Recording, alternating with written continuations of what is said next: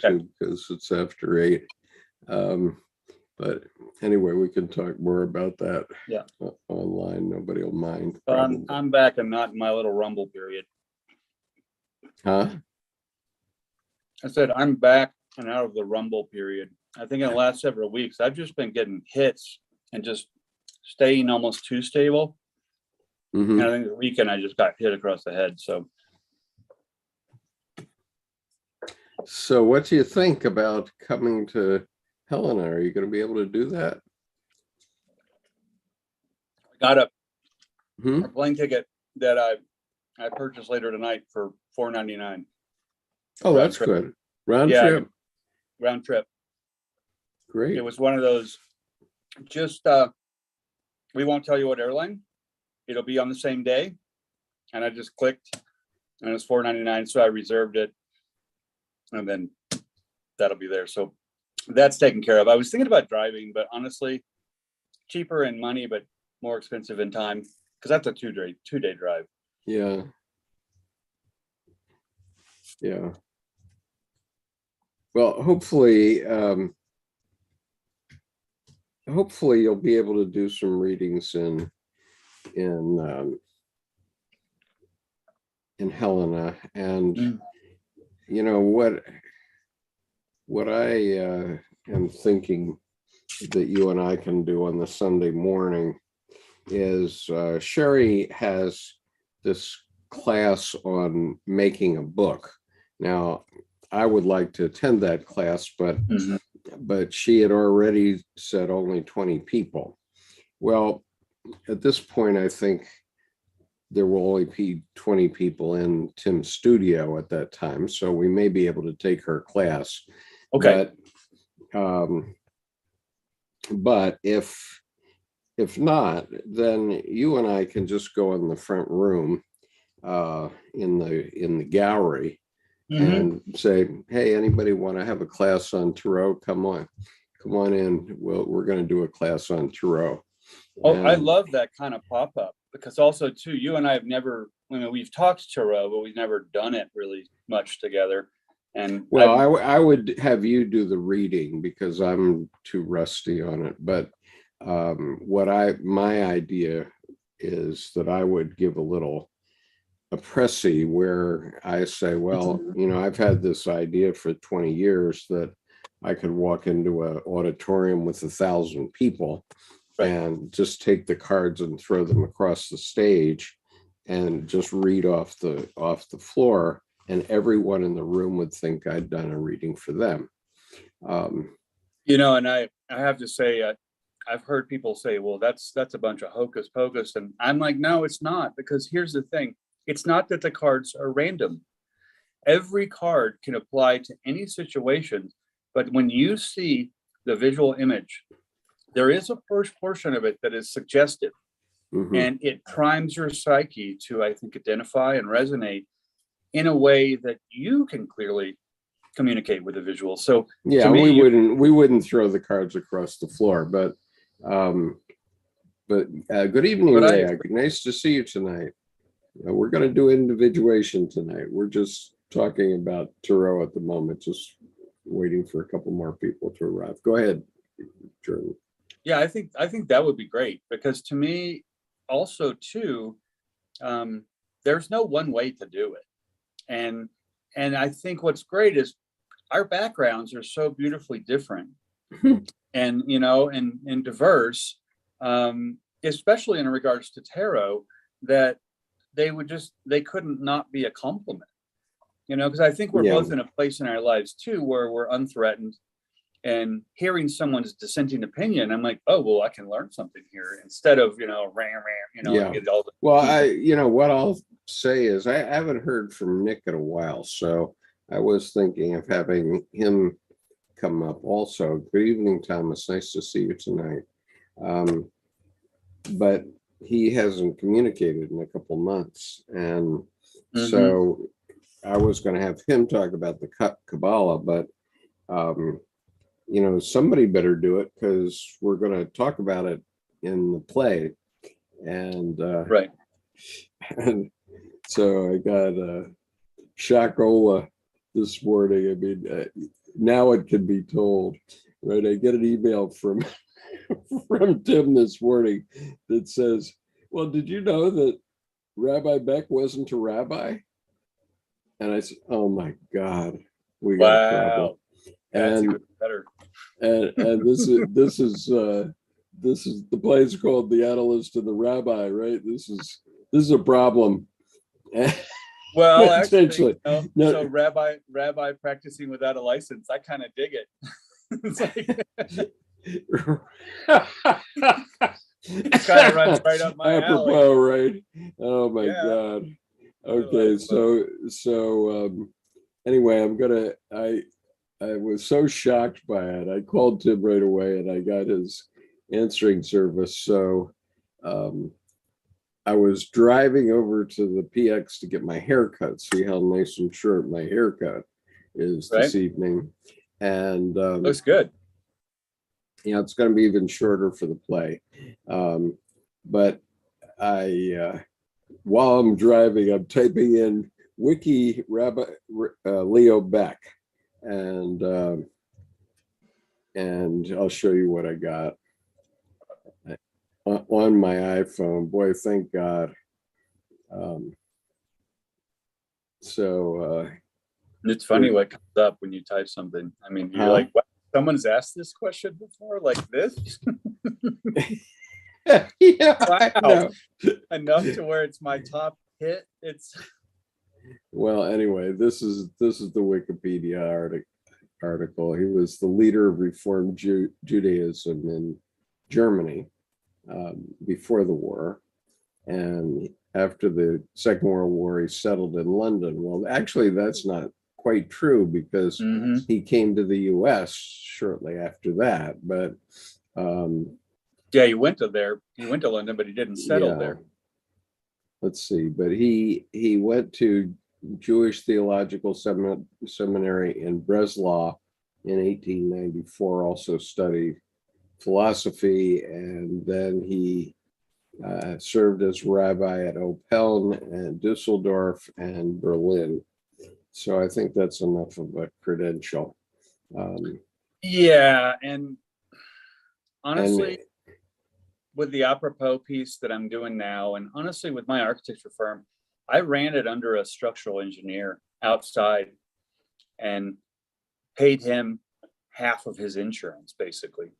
So, it's, to me, licensure is a mixed bag. I mean, it's okay to protect the public health, safety, and welfare. Well, if you're doing that, so what's the problem?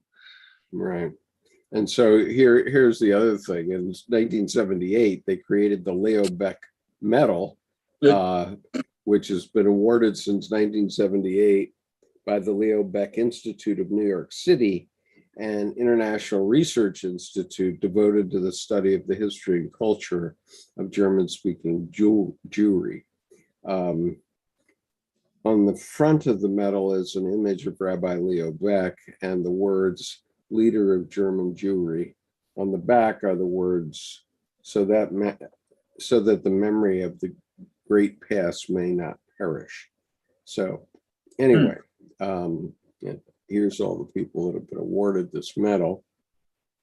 And it turned out he was the head of Reformed Jews around the world. And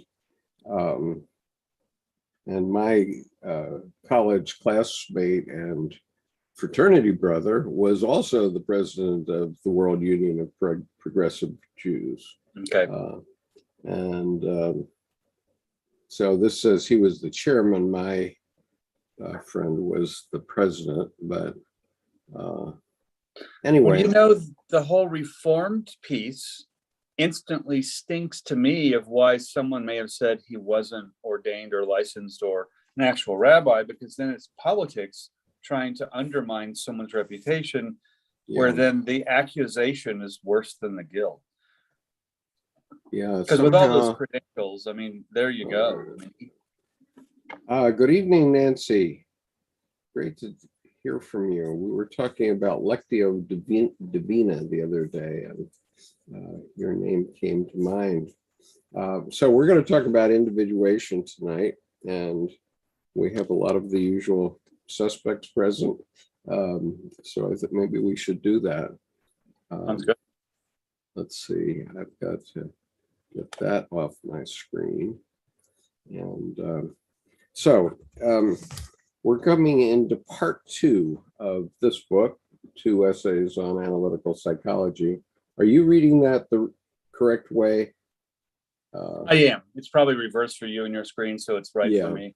Yeah, it's reversed for me. Yeah, because if I do, that's probably, well, I can't get it. Yeah. Yeah, that's reversed for me, so it's probably right for you. Yes, correct. Yeah. Okay.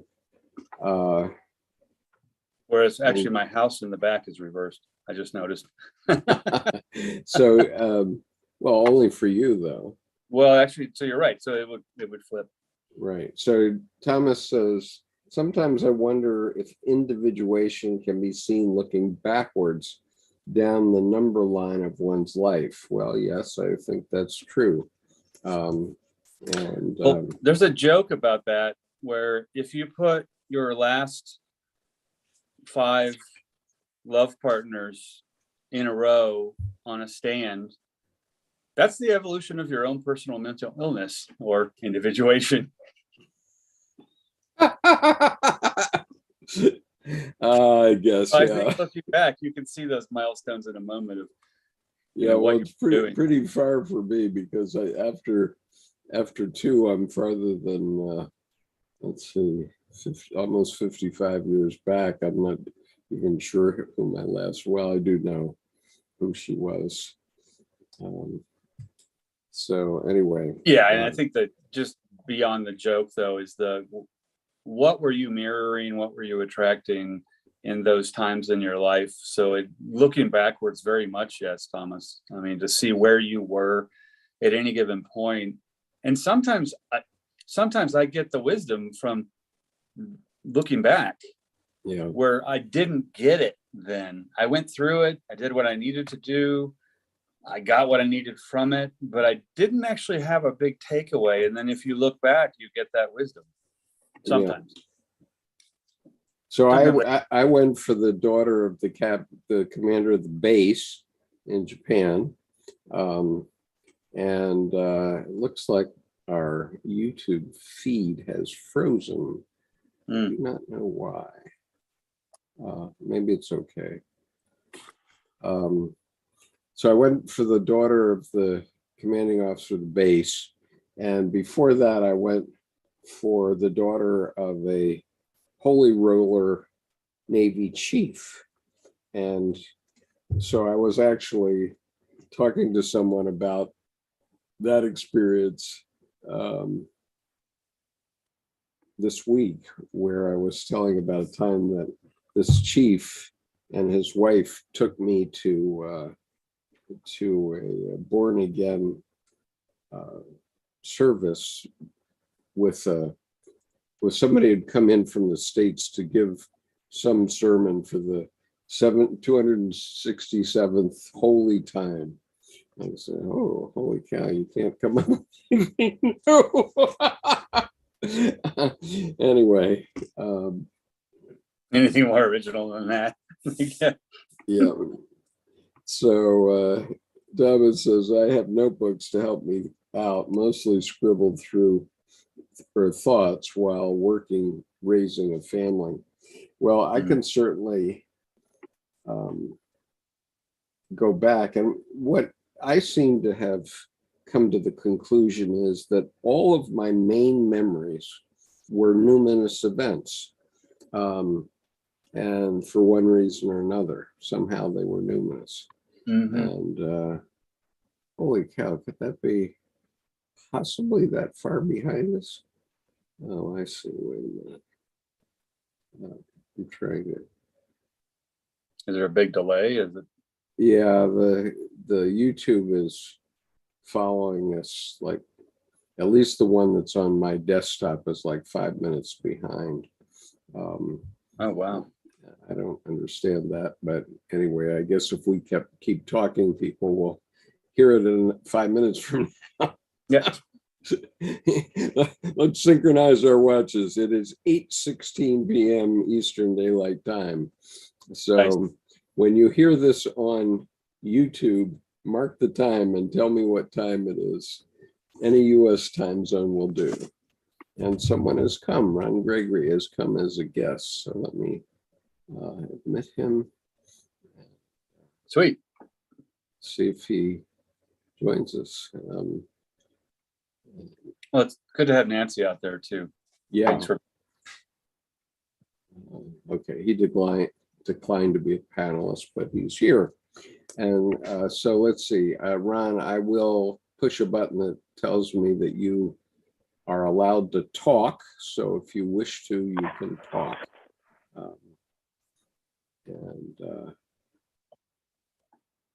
Let's see. Okay. So anyway, we'll see if anybody responds to the time question. Right. Timestamp, see where we are. Yeah. And Thomas says, there's also the question, what hinders our personal individuation? I seem to have followed a 2 steps up, 3 steps back progression. Yeah, well, there is that always, and it can't be helped because, things change anyway, and you can't predict. But anyway, we're on page 100. Go ahead. I was just saying, just really quickly, that 2 steps forward and 3 steps back is actually, I find, more positive for 2 reasons. One, the logic of failure. Those who don't fail don't ever really succeed, because it's too airy-fairy. All success, nothing has settled in to impact, influence you. But also, to me, the 3 steps back, that 3rd step back shows you what you're founded in, gives you the cornerstone to brace against, that's far enough back that you can have a different perspective, but close enough near that it's still living in a sense, and just in terms of that. So I think the 3 steps back is important to course correct, and re-steer. Sometimes you do have to do that. I've done it many times. Thomas tells us that the time delay is about 2 minutes. Okay. Because he says it was showing 7:18 Central Standard Time or Central Daylight Time, and it was 8:16 when I put out the point. So the YouTube is 2 minutes behind what Jordan and I are saying. Okay, that's quite a delay. Yes, it is. All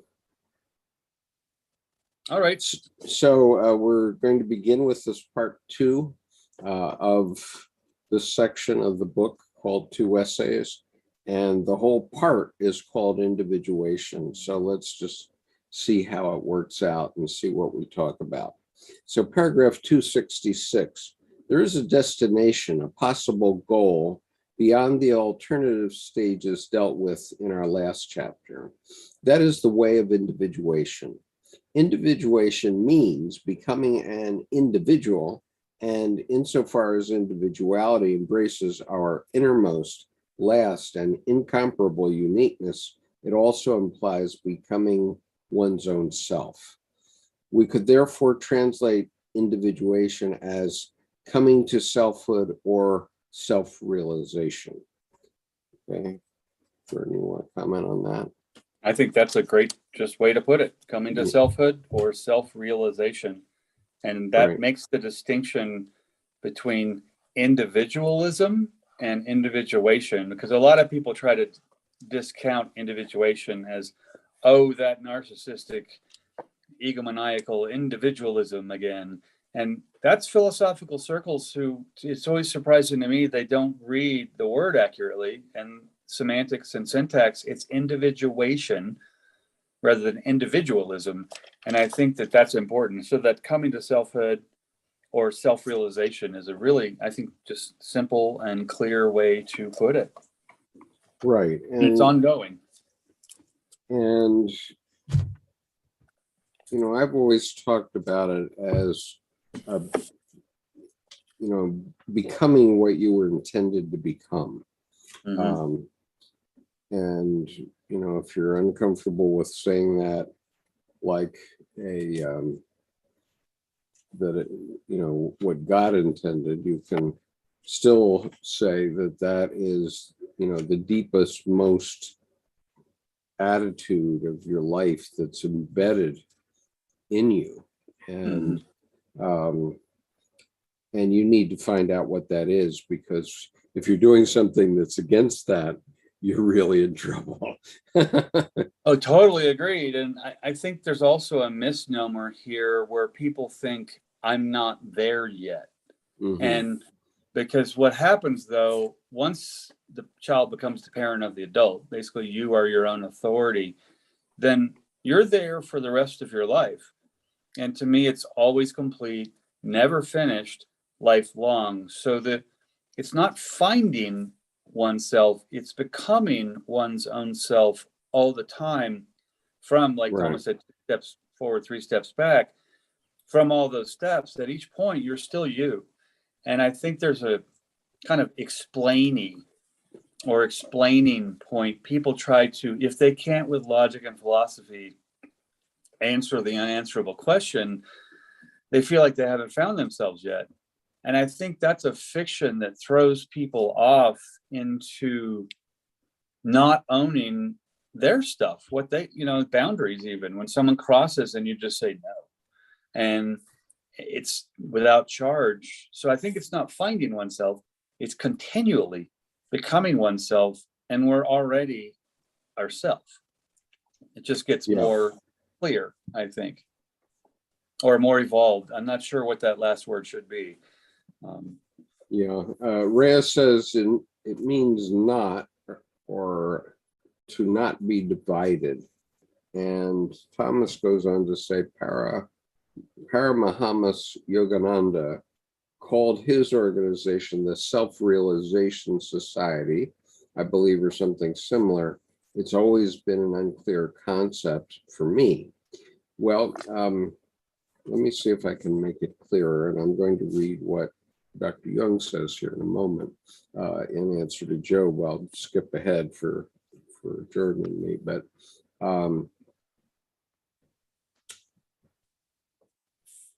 there is a force that's in the deepest part of your unconscious. And that force is always trying to make you be all you can be. Remember the Army motto, be all you can. Army commercial, be all you can be. Be all you can be. Well, that was actually devised by a friend of mine who was a Jungian. And believe it or not, he was a colonel, and his name was Frank Burns. And just like MASH. And he led Delta Force in the Army, but Delta Force that he led meant change force. And so he not was special force. Not special force units, right? So like the people that he was involved with were the people who stare at goats. Remember that? but anyway, I do. Frank came up with be all you can be.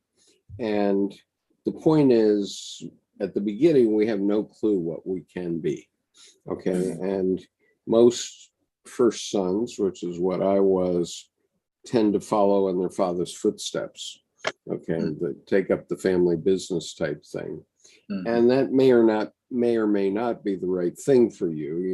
You might be Stradivarius and able to make beautiful violins, but your father is a colonel in the Army or something like that, and that sort of puts you in a weird place, right? And so you don't know what all the forces are that are within you, because it's not only your father, it's also your mother, and it's all of your ancestors have gone into you, okay, into the layers of your psyche. And at the beginning, you have no clue what that means. But you keep tripping on life, and gradually it starts to emerge.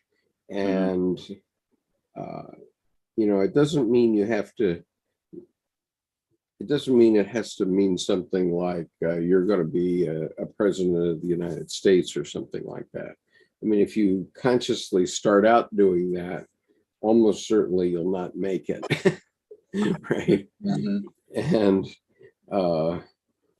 when Donald Trump avoided the draft by getting a letter from his doctor about his bone spurs, I don't think he was thinking he was going to be president of the United States at that time. Mm-hmm. And then there have been 0 reported cases of bone spurs in the Ukraine. Yeah.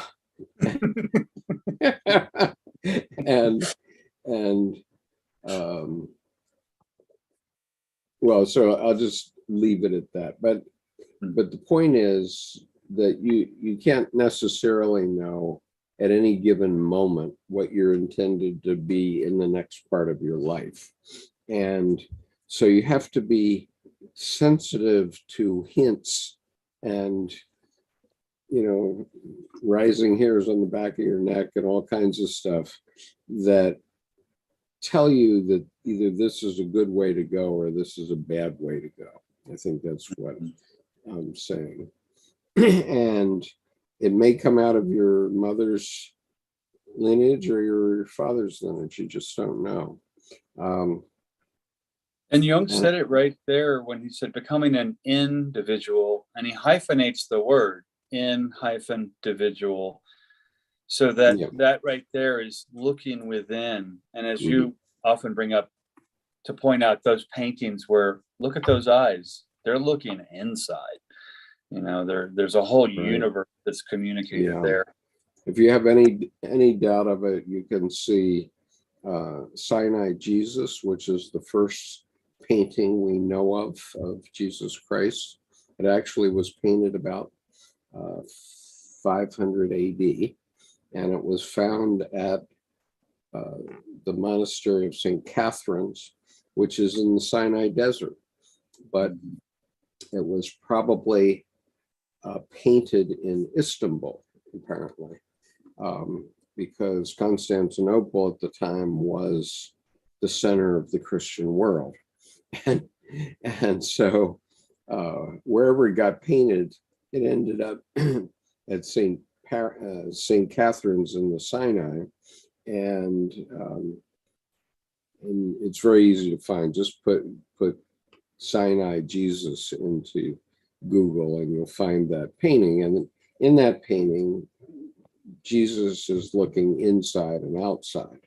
And the other one where that appears at my request was in my own portrait that was done by Tim Holmes, where I specifically asked him to get the Sinai Jesus eyes and the Mona Lisa smile. So he did that. Yeah, that sardonic smile, right? Right.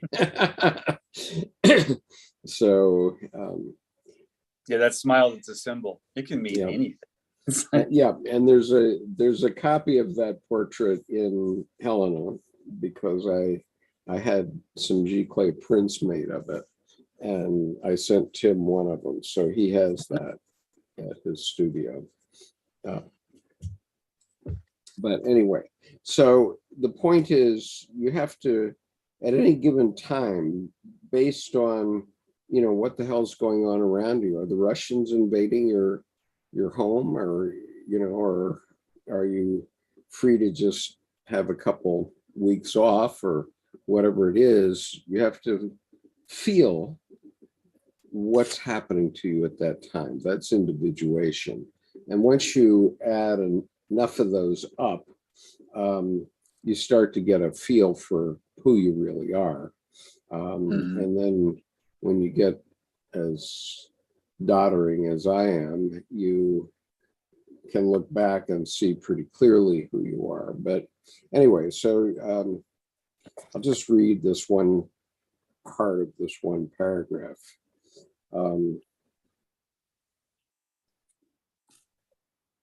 It's paragraph 746 of Answer to Job, in case you're wondering what I'm reading from. The conscious realization of what is hidden and kept secret certainly confronts us with an insoluble conflict. At least this is how it appears to the conscious mind. But the symbols that rise up out of the unconscious in dreams show it rather as a confrontation of opposites, and the images of the goal represent their successful reconciliation. Something empirically demonstrable comes to our aid from the depths of our unconscious nature. It is the task of the conscious mind to understand these hints. If this does not happen, the process of individuation will nevertheless continue. The only difference is that we become its victims and are dragged along by fate toward that inescapable goal, which we might have reached walking upright if only we had taken the trouble and been patient enough to understand in time the meaning of the noumena that cross our path. The only thing that really matters now is whether man can climb up to a higher moral level, to a higher plane of consciousness, in order to be equal to the superhuman powers which the fallen angels have played into his hands.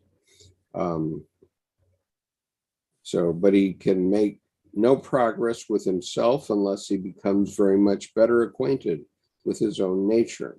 Unfortunately, a terrifying ignorance prevails in this respect, and an equally great aversion to increasing the knowledge of his intrinsic character.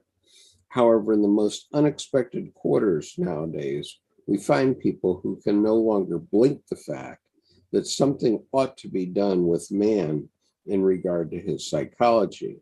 Unfortunately, the little word ought tells us that they do not know what to do and do not know the way that leads to the goal. We can, of course, hope for the undeserved grace of God, who hears our prayers, but God, who also does not hear our prayers, wants to become man, and for that purpose, he has chosen through the Holy Ghost the creaturely man filled with darkness, the natural man who is tainted with original sin and who learnt the divine arts and sciences from the fallen angels.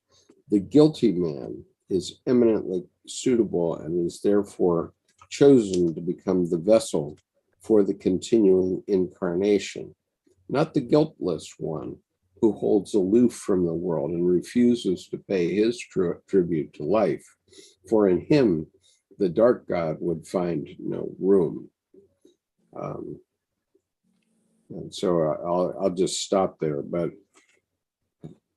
when he talks about recognizing the noumena that cross our path and something empirically demonstrable, when I was reading that in my original reading of Answer to Job back in, I don't know, it's 2018, I guess, or no, 2017, it must have been. And so I read that passage, and at that point I had read all of Answer to Job. And just as I read it, a formation of F-18s flew over my house on its way to the Naval Academy football game. And it just really shook me up because it was such a numinous moment and it was so perfect. You can see it easily on this YouTube channel. Just go to the video that has as its thumbnail the Blue Angels flight demonstration team, and you can see this numinous moment because just by synchronicity, I had the camera running tape, running recording, and I was right at this perfect moment in Answer to Job. There's no way in hell that any human being could make that work. If you planned it, you could not plan it. It would not be possible because how would you do it? You know, how would you perfectly time the flyover of the F-18s at the diamond of the F-18s? My God, I still think about it and it gives me shivers because it was just so perfect because the very next sentence after they flew over was, since the apocalypse, we now know again that God is not only to be loved, but also to be feared. That was the very next sentence after they flew over. And I go, oh my God.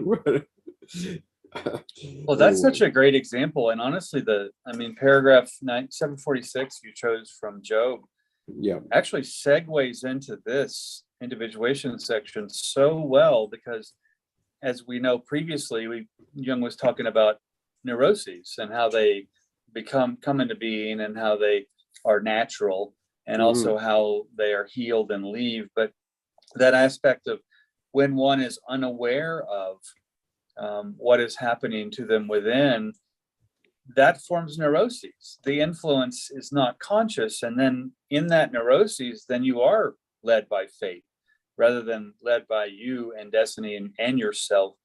Whereas if you're aware of those things, then they don't create neuroses. They continue to evolve your personality, yourself.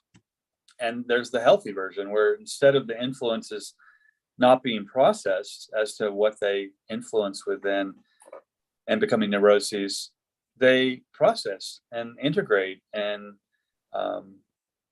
that's not neuroses, that's individuation. Oh, cool. Brendan's here. Yeah, Brendan's here. And Thomas asked me if I had seen Men Who Stare at Goats. And yes, I have, Thomas, but it was about probably a decade ago now, so I don't really remember it. But anyway, Brendan, are you speaking tonight? No, I just saw the topic was individuation, and that's one that I love. Yeah. So it so happens that I have changed the night of a rehearsal at church. And so for the first time in a long time, I have been able to rejoin Monday night groups. Okay. Great to see you. Yeah, great to see you. Happy to be back. Nice to see you looking well. Thank you. Feel great. I wish I could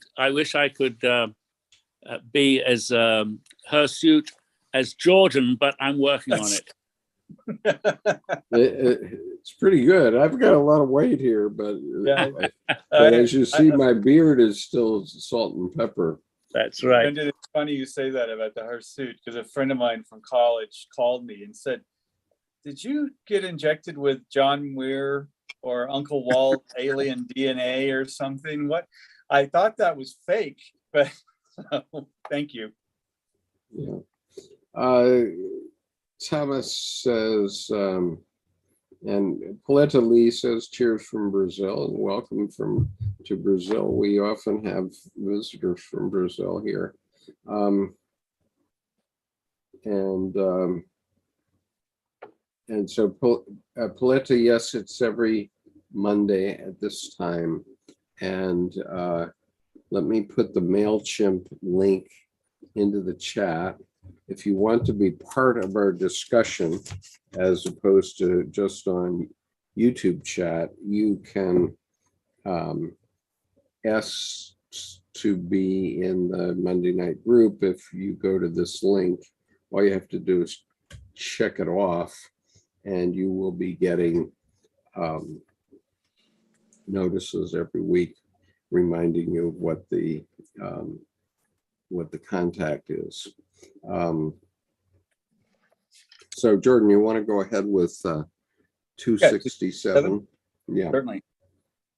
The possibilities of development discussed in the preceding chapters were, at bottom, alienations of the self, ways of divesting the self of its reality in favor of an external role or in favor of an imagined meaning.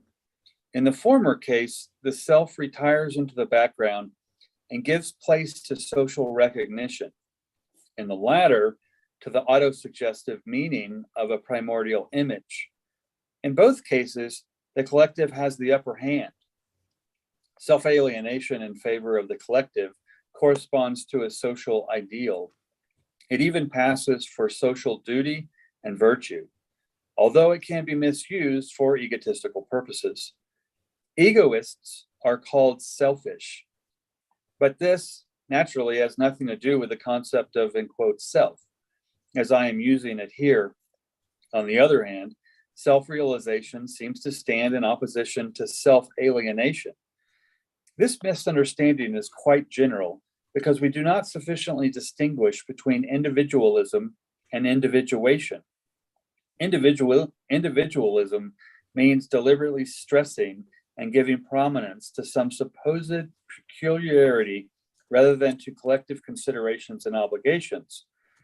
But individuation means precisely the better and more complete fulfillment of the collective qualities of the human being, since adequate consideration of the peculiarity of the individual is more conducive to a better social performance than when the peculiarity is neglected or suppressed. The idiosyncrasy of an individual is not to be understood as any strangeness in his substance or in his components, but rather as a unique combination, a gradual differentiation of functions and faculties which in themselves are universal. Every human face has a nose, two eyes, etc. But these universal factors are variable, and it is this variability which makes individual peculiarities possible.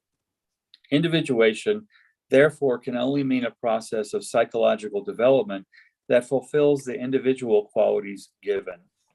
In other words, it is a process by which a man becomes the definite, unique being he in fact is.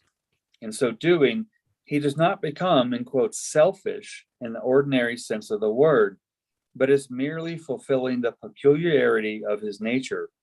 And this, as we have said, is vastly different from egotism or individualism.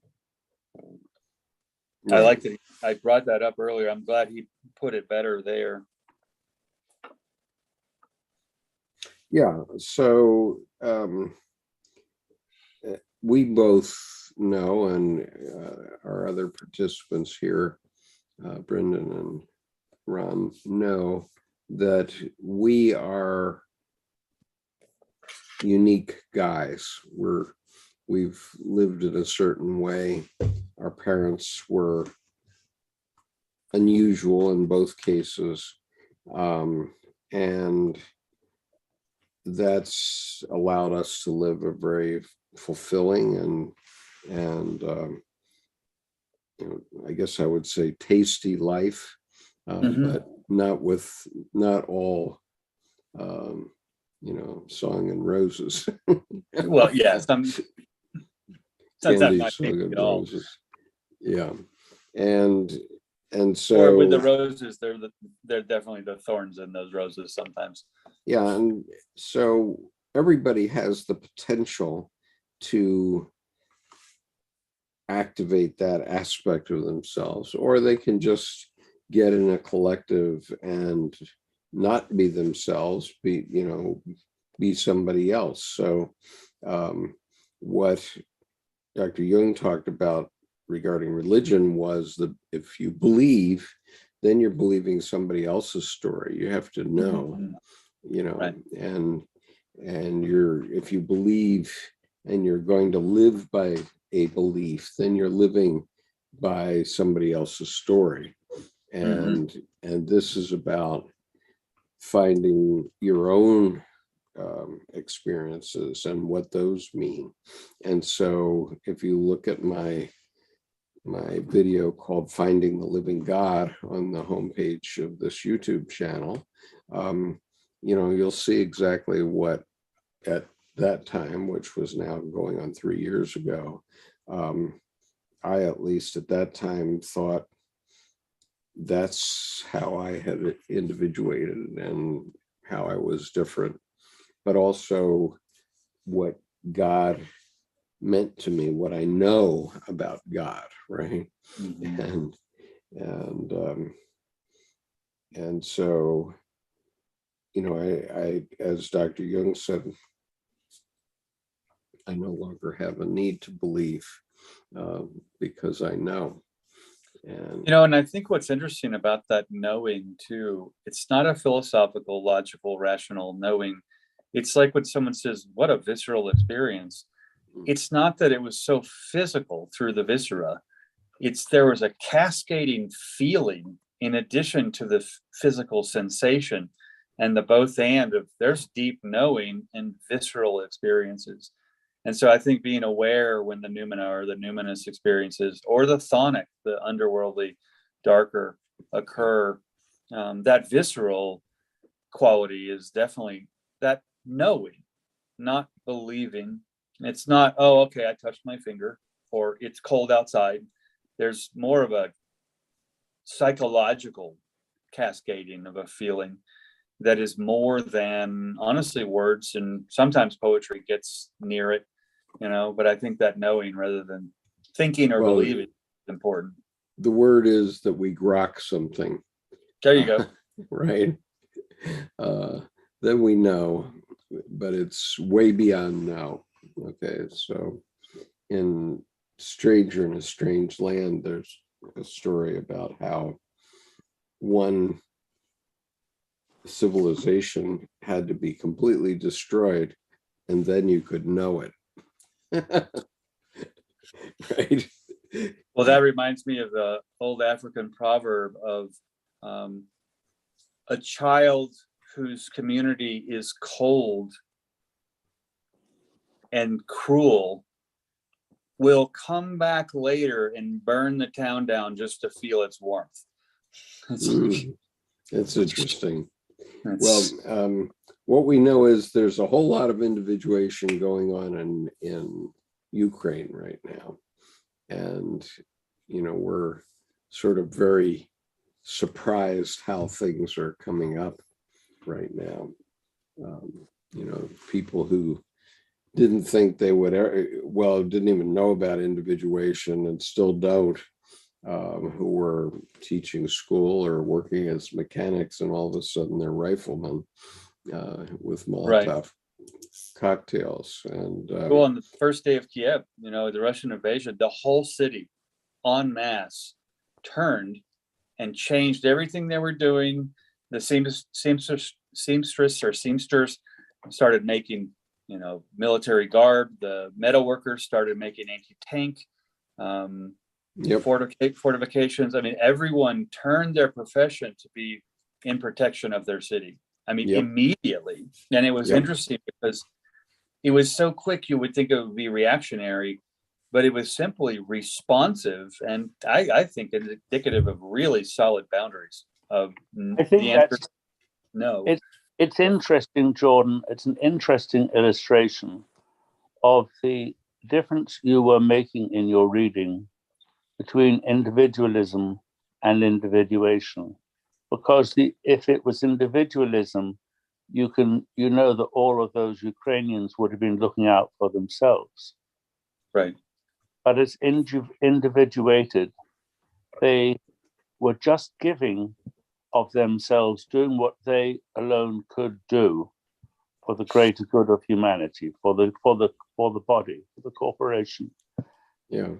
And I think that's what it's about. Yeah. That's very well said. I'm glad you put it just that way, because that brings out the concepts of individualism and individuation, but you poured it back into the situation to frame it that way. And I think that gives a really apt perspective as to what's happening there. Thank you. Yeah. Now, Zen Mode HQ says, it was Justin who said, it's a bit odd that Stranger in a Strange Land was written by Robert Heinlein. And Justin, I'd like you to explain that. It's quite obvious to me, but he went to the Naval Academy, I believe, Robert Heinlein did. And so the Naval Academy is quite familiar to me, and although I didn't attend personally, but I certainly have been steeped in the Naval Academy my whole life. So it doesn't seem strange to me. So I'd just like to hear why you feel that's a bit odd. Anyway. Yeah, I appreciate that perspective. And I look forward to seeing his perspective on that, because Lawrence of Arabia comes to mind, the whole Stranger in a Strange Land, how someone integrate but actually not as a spectator. You know, they become they themselves kind of marry the genius loci of the place and actually drive forces in ways that are natural and not absolutely conquest generated kind of thing. Yeah, T.E. Lawrence is a perfect example of a stranger in a strange land. Yeah. He didn't have to come from Mars. He definitely was from Mars, in metaphorically. But to me, he was the most effective serving officer of all the armies of World War I, bar none. There's no doubt. And we're talking about T.E. Lawrence, and we're talking about his book entitled Seven Pillars of Wisdom, which was made into the movie Lawrence of Arabia, one of the best films ever produced. And Peter O'Toole played the hero. But, the reality of Lawrence was that he, some things happened to him psychologically during the war. And later on, he joined the Royal Air Force as an enlisted man. He had been a colonel in the army, in the British Army, but he joined the Royal Air Force under an assumed name with the assistance of, the First Lord of the Air Force or whatever it was, because he was afraid he would be chased down after the war by nasty guys. Okay, so Destin has responded here. It says, Stranger in a Strange Land has a depth and a philosophical attitude much diverting from his other works, especially such as Starship Troopers. Okay, well, yeah. That makes basically, sense. I understand that the Stranger in a Strange Land is basically the entire novel is the definition of grok.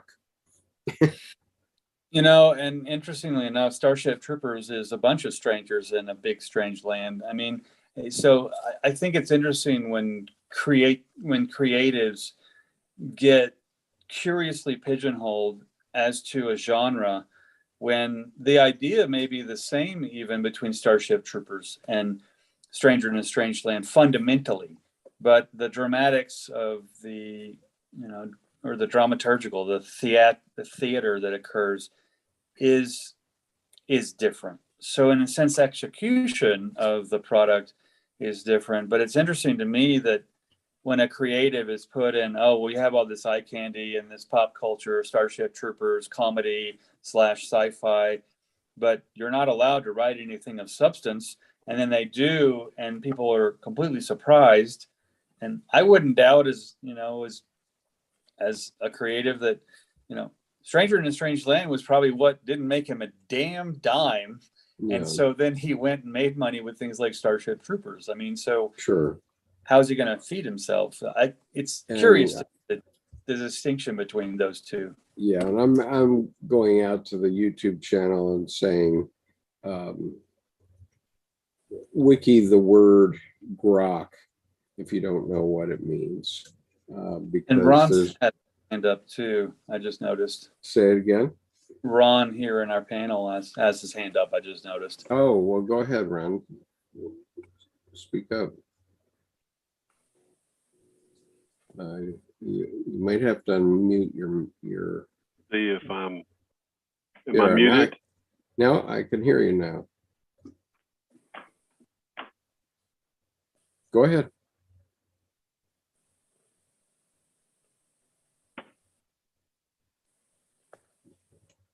Yeah. I didn't hear it. After I just said I could hear Sorry, you. I keep losing the sound. Okay, now I can hear you. Sorry. There we go. We can hear that. Yeah.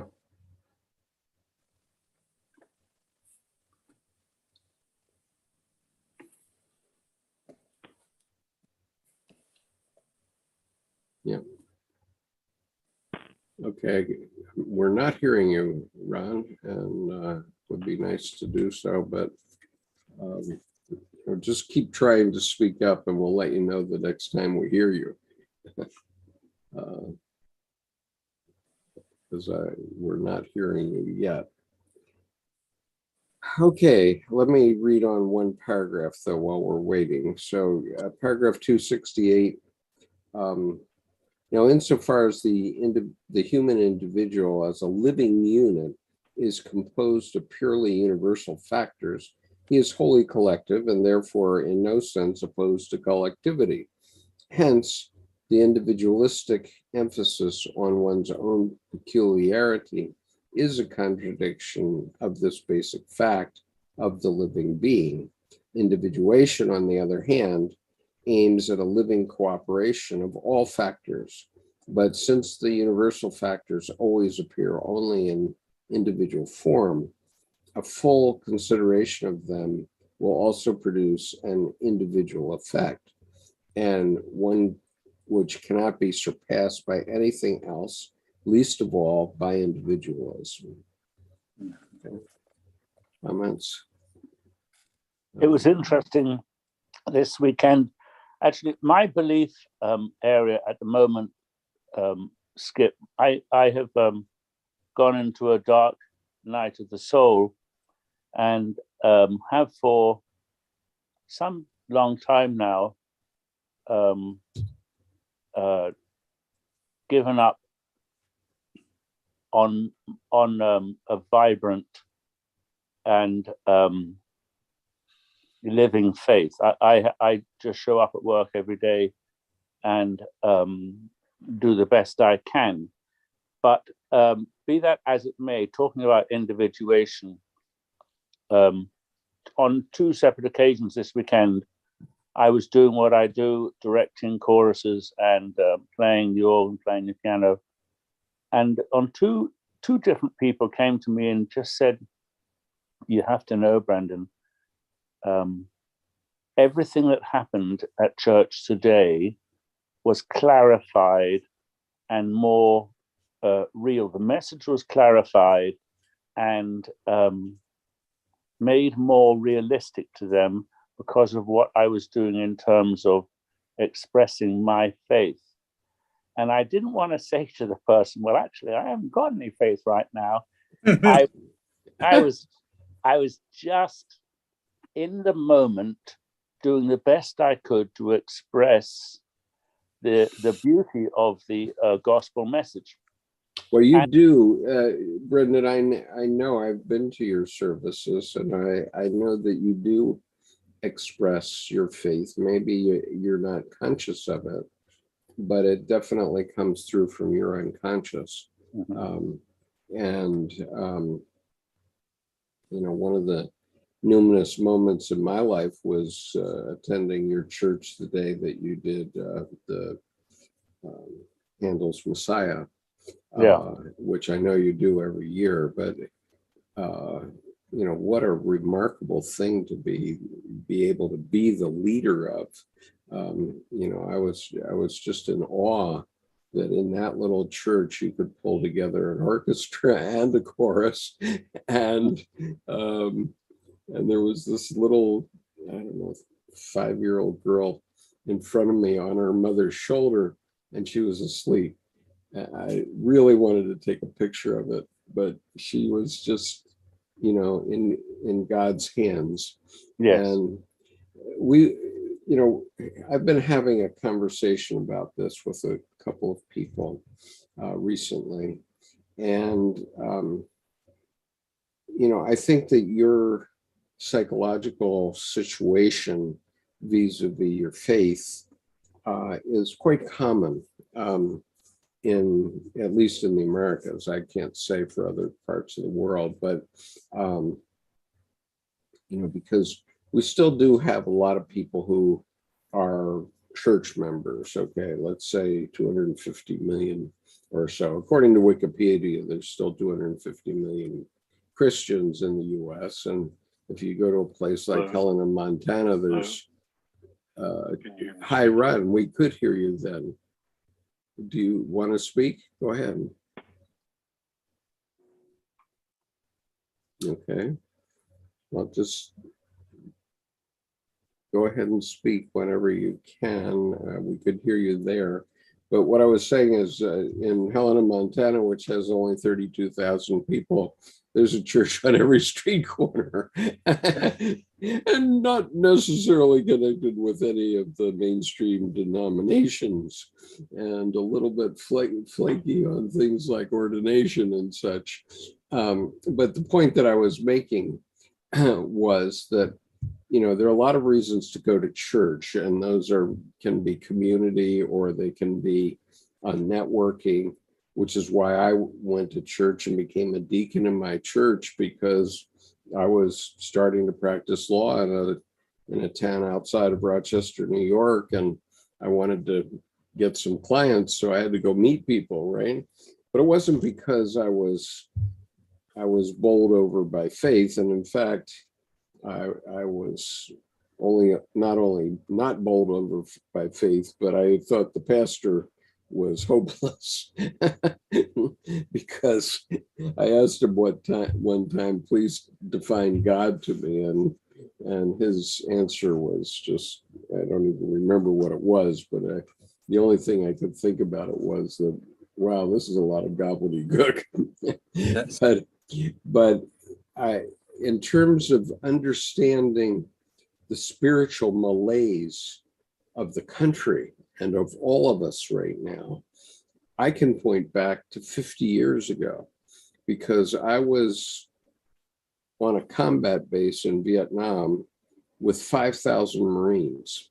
Okay. And one of the activities that I did was that every morning I went to the commanding officer's briefing, the command briefing, which was at 8 a.m. every morning. But at 8 a.m. every Monday morning, the chaplain would be there, and the chaplain would report, well, there were 11 or 12, was always one of the two numbers, either 11 or 12 Marines in the chapel on Sunday. So out of 5,000, that's how many Marines this chaplain was helping with his spiritual life. And I said, man, if I'd written his fitness report, I would have, or at least now in 2020 hindsight, I would just say totally unsatisfactory. But not because people didn't come to church, but the question is, if they weren't coming to church, what was the chaplain doing? It was his job to deal with the spiritual life of those Marines, and he was only getting to 11 or 12 of them, right? And it wasn't because he didn't have a church. I mean, we, on the top of this hill in Vietnam, we had a beautiful chapel bunker, and when the chaplain arrives, he has plastic stained glass windows. So he built stained glass windows into his chapel when they built the bunker. And so if you went in there, I mean, it was a genuine chapel, and it seemed, sort of a ersatz copy of the Naval Academy Chapel, right? Well, Brendan, I'd like to say that, thanks for sharing that. And then you said that, just going through the motions, but then you also then said, just looking at the music for its emotion. And I remember my stepmother when I was in Chartres in France, and I said, well, the choir's up there behind us. That's not how it is at church at home. They're right up there on the altar. And she said, because the stained glass is the voice of God and light, and you don't see God, you hear the voice of God when they're singing. So it sounds like with your just pure emotion that the congregants are picking up on the fact that you're truly embracing what you're feeling. Exactly. And then translating that or into the music, which to me is dark night of the soul or not, it's you being who you are And that natural nature, as it were, that individuation, that just where you are now, it's not even, I think, putting the dark night of the soul aside. You're swimming and navigating and directing from it, which to me it sounds powerful, especially if they're coming up to make comments such as that. That's poetic. And Oh, truly. The thing I realize is this, and again and again I realize this: Jung and the language that he has, the vocabulary or the grammar of individuation,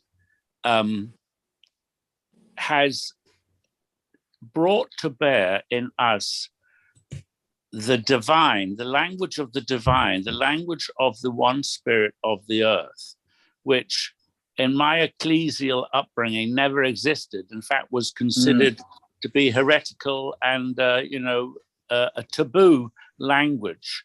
But in fact, as a human to human contact, I was actually doing a great job, and it was feeding me totally. I was loving it while I was doing it. And when people came to me, I recognized what they were saying to me. It was in some ways, it was delightful because I was feeling down on myself.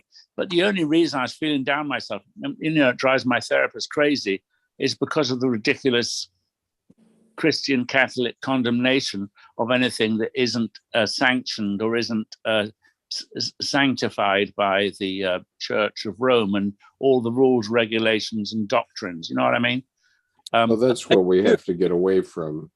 Especially the shaming behavior. I mean, the Inquisition was, up here on that. But the thing is that shaming parents, the thing is parents who yell loudly at their children for making mistakes don't change their behavior. The children just learn to hide that more and more effectively. And so I hear you with the chastisement and the deriding of, there's no dignity in difference. They and the thing is, they want to take this cookie cutter, but it never fit anyone in the first place. No, it didn't fit them, and it wounded them. It wounded them. Right. It literally would amputate your hand. So I mean, look at was it gingerbread cookies? They don't have hands or feet. These little nubs, because when you put it down, it cuts the hands off. So in a sense, the shamanic, I used to always laugh in the kitchen. We're making gingerbread cookies, and my stepmother would go, what's so funny? I'm like, all this shamanic dismemberment, the hands and feet never even existed to be cut off here. It's like, so Zen Mode says, he's talking about being a mystic, and let me start with that Zen Mode. He says, the mystic does not need community to explore the union of opposites. Community can even be harmful to his self-discovery.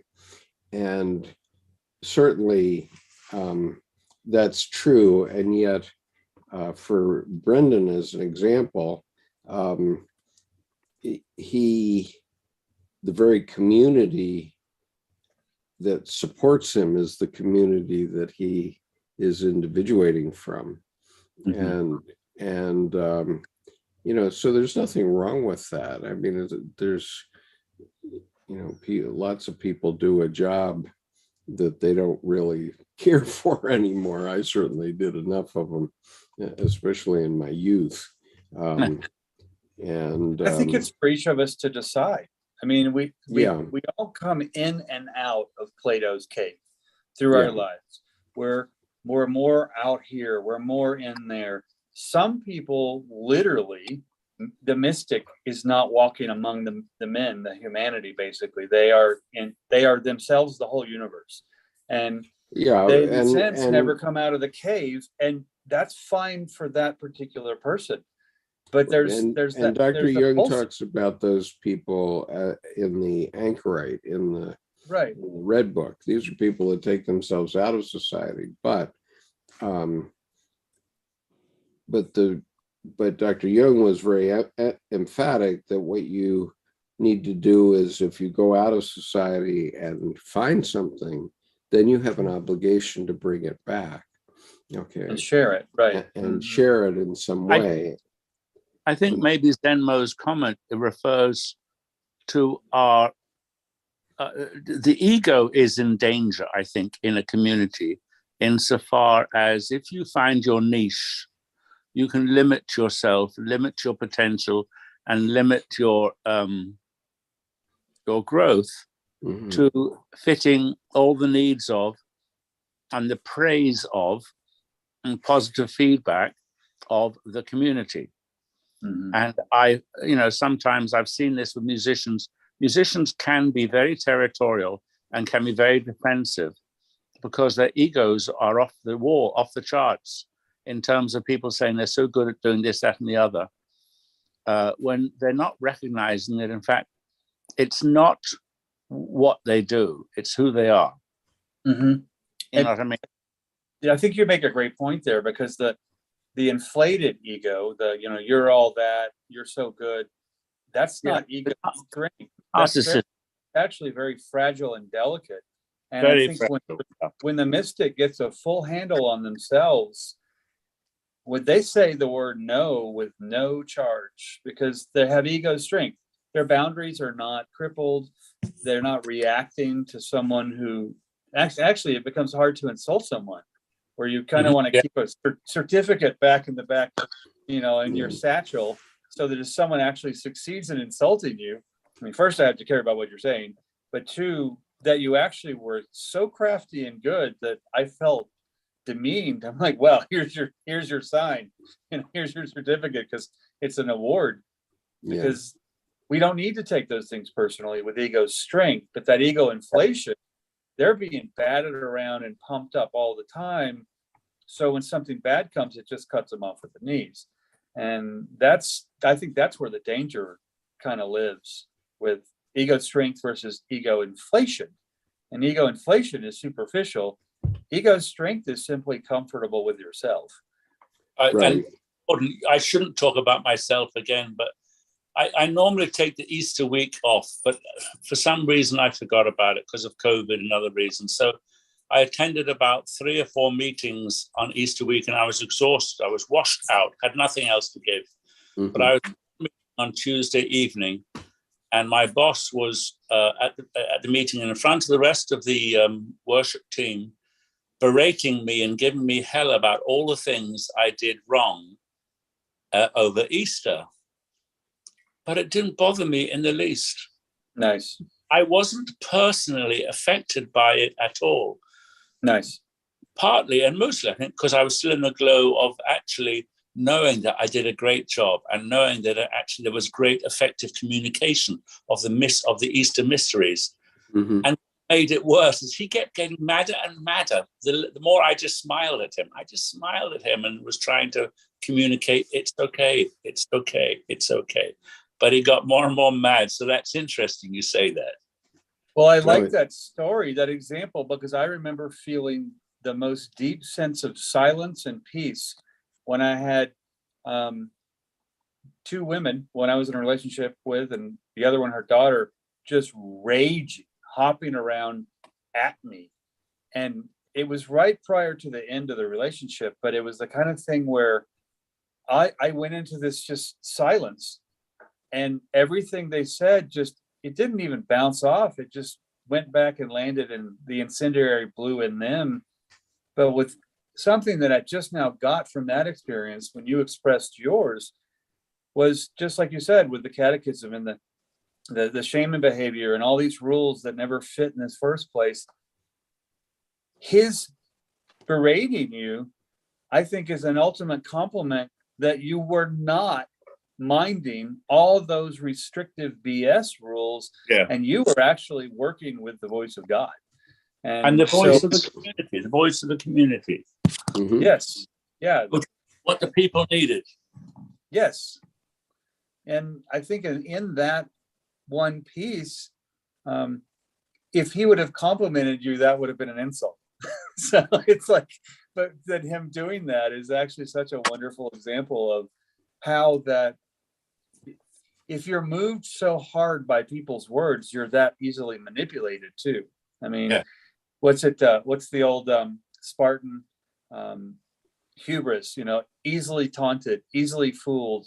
I mean, there's a strategy of getting someone to pull their own feet out in a way. And it sounds like you were just present and, thank you kind of thing. That is what Zenmo is referring to, I think, about I think you're right. That's a good issue. Well, he's made some other good comments here, but I want to read to you about secret societies and individuality. And so I want to read from Memories, Dreams, Reflections. And I'll be right back. If you have the, pardon? I said I'll be right back. Okay. If you have the book, it's on page 342. And it talks a little bit about mystics. But anyway, here's what Dr. Jung said. There's no better means of intensifying the treasured feeling of individuality than the possession of a secret which the individual is pledged to guard. The very beginnings of societal structures reveal the craving for secret organizations. When no valid secrets really exist, mysteries are invented or contrived, which privileged initiates are admitted, to which privileged initiates are admitted. Such was the case with the Rosicrucians and many other societies. Among these pseudo-secrets, there are, ironically, real secrets of which the initiates are entirely unaware. As, for example, in those societies which borrowed from their secret primarily from the alchemical tradition. The need for ostentatious secrecy is of vital importance on the primitive level, for the shared secret serves as a cement binding the tribe together. Secrets on the tribal level constitute a helpful compensation for lack of cohesion in the individual personality, which is constantly relapsing into the original unconscious identity with other members of the group. Attainment of the human goal, an individual who is conscious of his own peculiar nature, thus becomes a long, almost hopeless process of education. For even the individuals whose initiation into certain secrets has marked them out in some way are fundamentally obeying the laws of the group identity, though in their case, the group is a socially differentiated one. The secret society is an intermediary stage on the way to individuation. The individual is still relying on a collective organization to effect his differentiation for him. That is, he has not yet recognized that it is really the individual's task to differentiate himself from all the others and stand on his own feet. All collective identities, such as membership in organizations, supportive isms, and so on, interfere with the fulfillment of this task. Such collective identities are crutches for the lame, shields for the timid, beds for the lazy, nurseries for the irresponsible, but they are equally shelters for the poor and weak, a home port for the shipwrecked, the bosom of a family for orphans, a land of promise for disillusioned vagrants and weary pilgrims, a herd and a safe fold for lost sheep, and a mother providing nourishment and growth. It would therefore be wrong to regard this intermediary stage as a trap. On the contrary, for a long time to come, it will represent the only possible form of existence for the individual, who nowadays seems more than ever threatened by anonymity. Collective organization is still so essential today that many consider it, with some justification, to be the final goal, whereas to call for further steps along the road to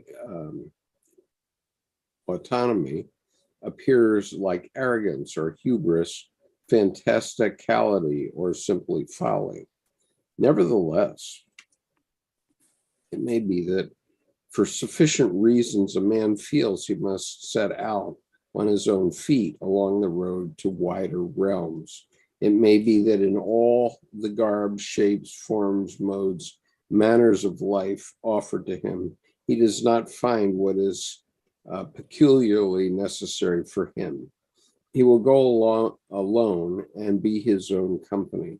He will serve as his own group, consisting of a variety of opinions and tendencies, which need not necessarily be marching in the same direction. In fact, he will be at odds with himself and will find great difficulty in uniting his own multiplicity for purposes of common action, even if he is outwardly protected by the social forms of the intermediary stage. He will have no defense against his inner multiplicity. The disunion within himself may cause him to give up, to lapse into identity with his surroundings. Like the initiate of a secret society who has broken free from the undifferentiated collectivity, the individual on his lonely path needs a secret which for various reasons he may not or cannot reveal. Such a secret reinforces him in the isolation of his individual aims. A great many individuals cannot bear this isolation. They are the neurotics who necessarily play hide and seek with others as well as with themselves, without being able to take the game really seriously. As a rule, they end up surrendering their individual goal to their craving for collective conformity, a procedure which all the opinions, beliefs, and ideals of their environment encourage. Moreover, no rational argument prevail against the environment. All right, well, that's enough, but. Well, that's a perfect, I'm glad you read that, because that actually goes right into the next paragraph. And it's, they just synchronize. I mean, even the first sentence of that the aim of individuation is nothing less than to divest the self of the false wrappings of the persona on one hand, and the suggestive power of primordial images on the other.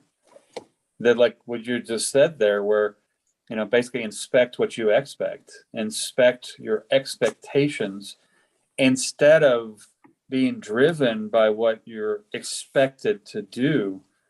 Brendan's example of, you know, playing the voice of God, and, you know, the music as being a mode of the voice of God there, rather than the expectations of, literally, pun intended, the trappings of what we're told we're supposed to do, which are usually inherently not wrong, just kind of irrelevant. I mean, inapplicable kernels of chaff off wheat. Right. Well, So the trappings are all about the collective secret, the made-up collective secret, which Right. actually is no secret at all. But it's a tool it's a control tool. It's a way of keeping the corporation together, and it's a power tool. That's all. Mhm. Well, surely it is. And, you know, I played this game in the Marines, and, you know, the Marines hold you together when you're young. There's no doubt about that. Mhm. And there is a secret. There is a je ne sais quoi. Even if I knew exactly what it was, I could not describe it to you. Okay, it because it's numinous, and it's shared only by people who have served in the U.S. Marine Corps, and there's just no way. There's no way to even say it, you know. But Well, yeah, that segues to arcane knowledge, or the arcana or arcana, yeah, which but simply are free and hidden. And it's always going to be that not comfortable with the not knowing, comfortable with Right. the arcane, but right, not but I'm explain. talking about something even more than arcane. I mean, okay, they'll train you how to use rocket launcher, let's say. But that's not the secret. The secret is different from that entirely. And if I were in the situation that Ukraine is in right now, the one thing that I would want in the foxhole with me is another Marine, very simply. Okay. And I can't possibly explain that. It's just a numinous fact. But I had to grow out of it in the same sense that Brendan has grown out of the dogma of the church. And the Marine Corps has a dogma. If the Marine Corps wanted you to have a wife, it would have issued you one. Well, yeah, right.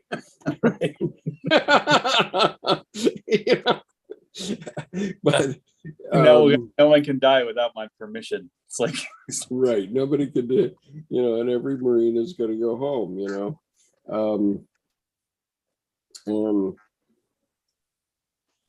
But we're rising above that. What we're saying is that individuation is psychologically pulling yourself away from that and still being okay. Yes. Okay? Because if you're not okay, then you're going back to something primitive. Okay. Well, I remember Morihei Ueshiba, the founder of Aikido, and it looks really graceful. It's more rough and tumble than it actually looks. But the reality is, he would say, you're not going into a fight. If you go into win or lose, you've already lost.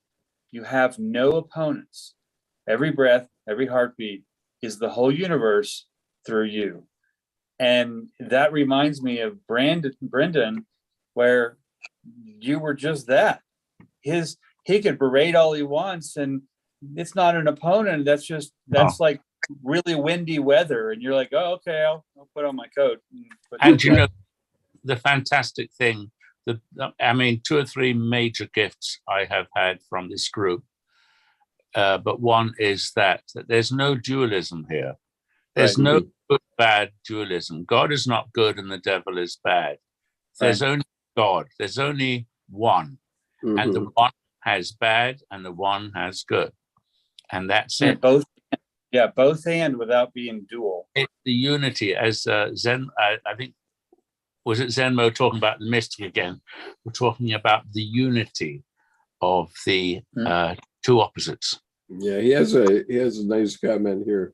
The secret is that the universe is mental and experiences itself through its many parts.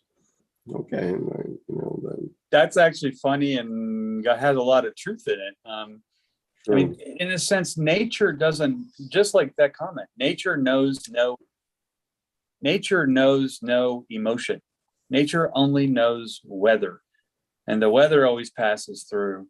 So it's like, you get a lot of, like, I'll take Brendan's example again. Sorry to keep picking on that one, but I thought it's just such a great example of the silence versus the interference pattern, and a silence unfettered, that you basically were wearing a Kevlar umbrella, and it's your body suited up, and it's like, that's nice massage. Thanks for the acupressure. It's like, right. So the point is that if you've gotten yourself into a group, you have to grow out of it. And grow up. That if you're going to have a happy life, really, you have to grow up. And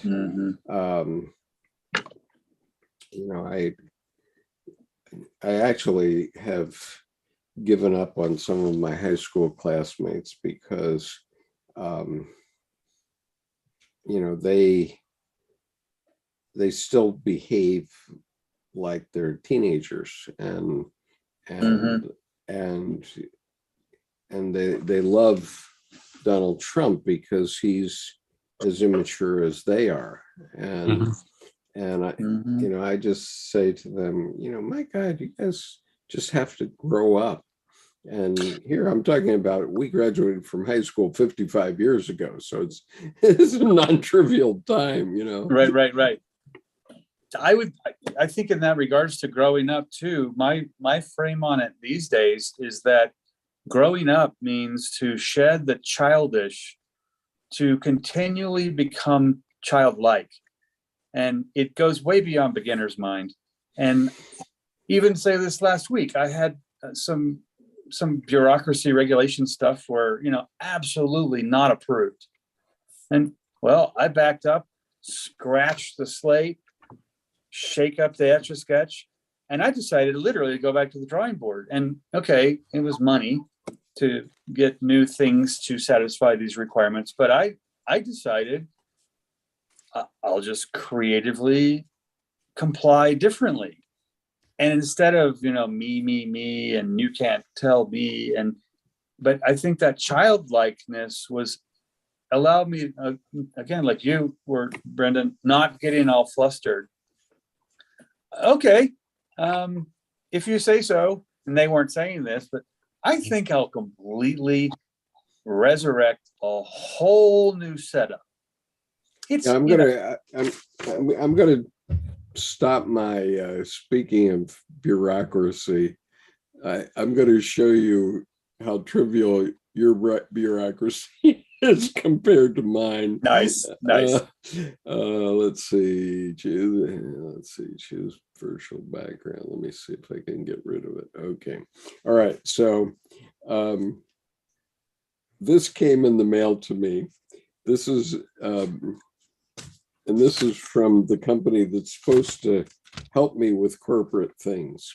And it's my 2022 State of Delaware first estimated tax notice.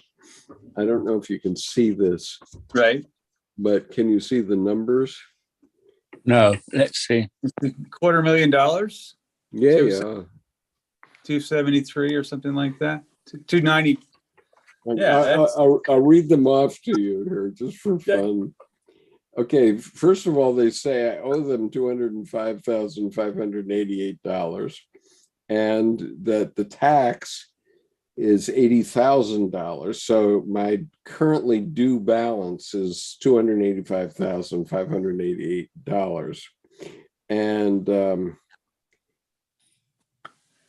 and so then they say the amount due if received by a certain date, and it goes up if they don't receive it until August 1st. It goes up to $296,970. And this is a company that had zero business last year, absolutely zero, perfect zero. So their bureaucratic formulas are estimating as to an alleged scale and not your financials. That's so. Well, that's, inspect what you expect. That's like, just because someone tells you something, don't believe it. I mean, I think that the meme I like that goes with your bureaucracy it's a picture of Abraham Lincoln. And it says, don't believe everything you hear on the internet. Everyone knows I invented the internet, not Ben Franklin. And it's not, there's zero truth at all other than, don't believe everything you think and don't believe what you hear. But the thing is, going back to the people who have the multiplicity of differentials inside them, and your friends, your high school friends, I'm sure, Jordan, you have friends too that you have less time for now because you're in a different place. There are so many people who depend on and need, and this is why commercial advertising works so well. There are so many people who need a structure, need a message that it seems to believe it's a security blanket that so many people need. Well, this is absolutely true. And Brendan, the people do need some container. Okay. They need, you can't, okay, if you're mystic, I guess you can go out on the ice shelf and become a Eskimo shaman or something like that. But even a shaman needs people to come need his services, right? and so we can't just be loners. We have to find a way to contribute to society, to assume a responsibility for society. If that comports with our urge to create something, so much the better. But anyway, you have to do that. That's the price of admission. Yes. And, it really is. And I think your comment, Brendan, is so well put, because I look at that whole group of people who need that structure, but they get pop culture, superficial structure that if you watch a video, if you watch a commercial, turn the sound off, you'll probably never have the same image for more than 2 seconds. What happens is that's an instant hypnosis. You're never able to actually process something. You're just trying to keep up. And I feel that group is in the no man's, no woman's land of, they never had the child, their own rite of passage. Child becomes the parent of the adult. So they're still looking for a parent. And this alleged structure of the advertising is a surrogate parent to time to do your chores, time to wash the dishes, time to mow the lawn, time to overbuy on Amazon, or, oh, look, you must be sick. There's all these psych meds. And there's a comedian, Lazy Boy, back in the early 2000s. And he did a whole thing on psych meds. And one of the things was, he said, do you wake up tired in the morning? He went, oh my God, write this down. I have this. It's like, but the instant foolery, and it's not even tomfoolery, but it doesn't give you substance. It just keeps, in a sense, you're nipping on a poison drip, and you don't actually, like you said, Skip, you don't grow up. You don't grow anything. And that's like the gardener running out in the garden, hurry. Well, the garden's not going to do anything different. What's interesting, and going back to the message of the shaman, but also going back to Jung's call that any of us discover anything where we are, any of us who discover anything in the passage, in the life of our life, are obliged, we need to, for the sake of humanity, to share it.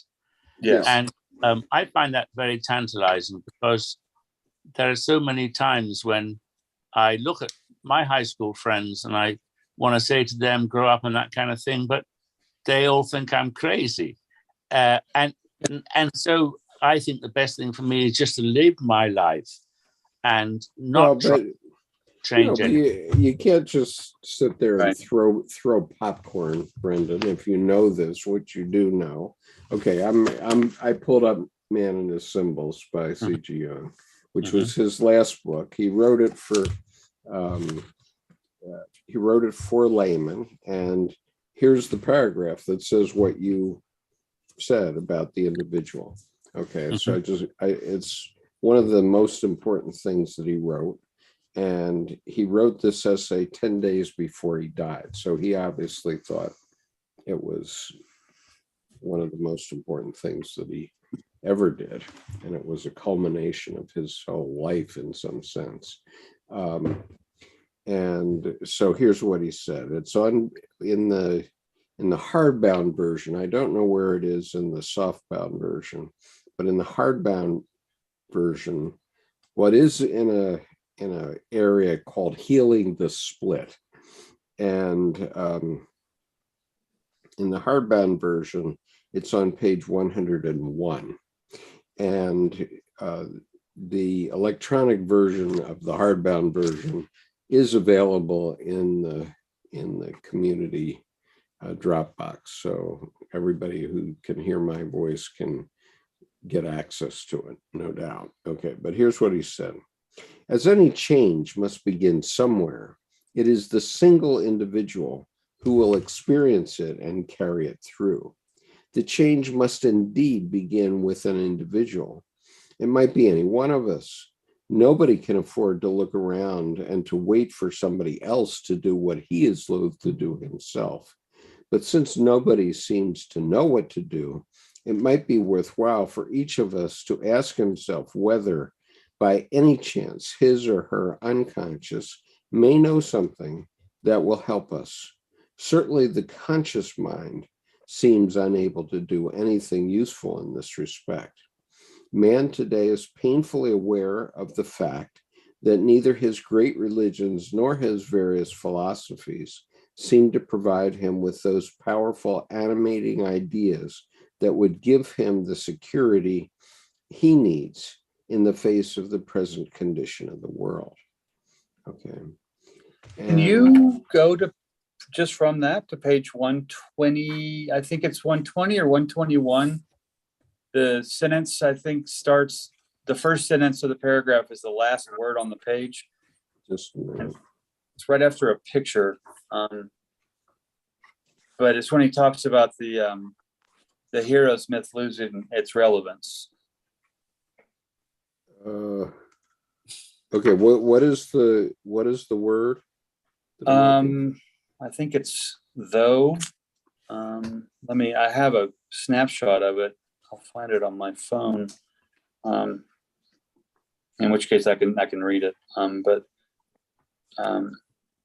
See it. I don't see anything like that here. Try maybe page 119, because it's southbound, hardbound. I'm not sure which. On page 119, I have a fish and a Japanese woodblock print. Is there a one word? Is the first word of a sentence starting right at the end of the page? I'll find it here. All right, I'm not seeing that at the moment, but maybe it's somewhere closer in. Okay, but the point he was making is that each of us may have the answer. Okay, we have to look within ourselves, and we have to have the confidence to bring it forward. Okay, so there's heroes and hero makers is this topic that you must be talking about. I think so, and I've got a snapshot of just the paragraph on my phone here somewhere. It just goes with what you read so well. Of course, I guess it's Jung, so how could it not?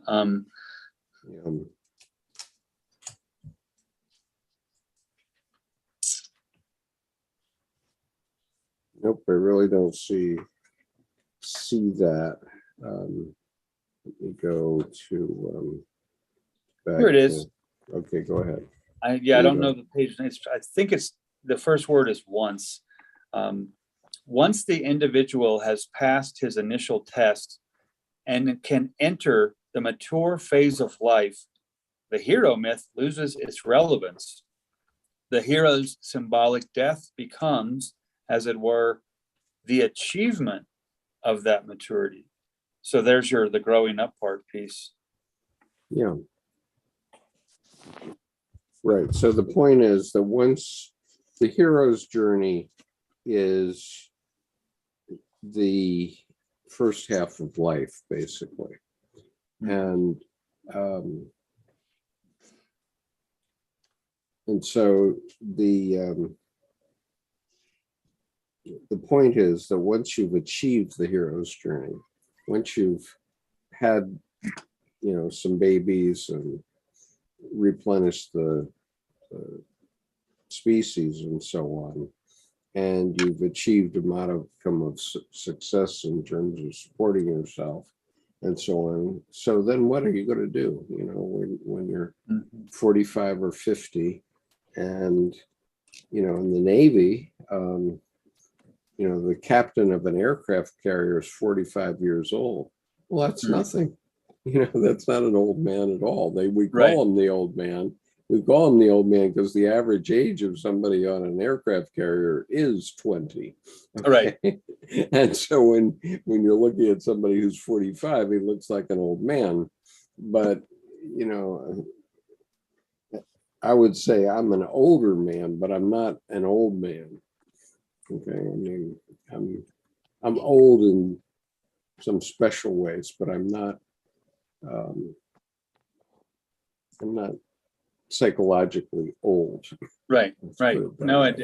it's interesting you said 45 to 50. And I think psychologists, from what I've read, pen the number at 42 years Mhm. old, when the neuroplasticity of the brain begins to slow unless you're creative, unless you have hobbies. Yeah. There was a nuns study across 20 years, and they used nuns simply because there were less environmental variables that were different. But the ones that had hobbies or read consistently or were artists, in some way had some kind of personal, I guess, faith, as you would call it, with a creative endeavor, the incidence of the onset of Alzheimer's was reduced by, I think, 70 or 80%. So it's that point, like the growing up, the first half of life up to 42, first rite of passage, 17 to 21, kind of double that. And I think you're right. At that point, 42, 45, that's not an old person. You know, that's, I mean, it's not a physically old person. no, it's anyway. halfway through-ish, you know? Yeah. And, you know, I may drop dead tomorrow, but on the other hand, I still feel like the 18-year-old. Yeah. You know, except when I try to go up and down stairs.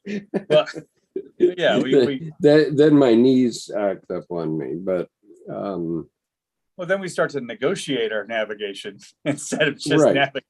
But I mean, look at Betty White, for example. I mean, all the way to the end. I mean, she fierce, hilarious, fully alive, and her own person.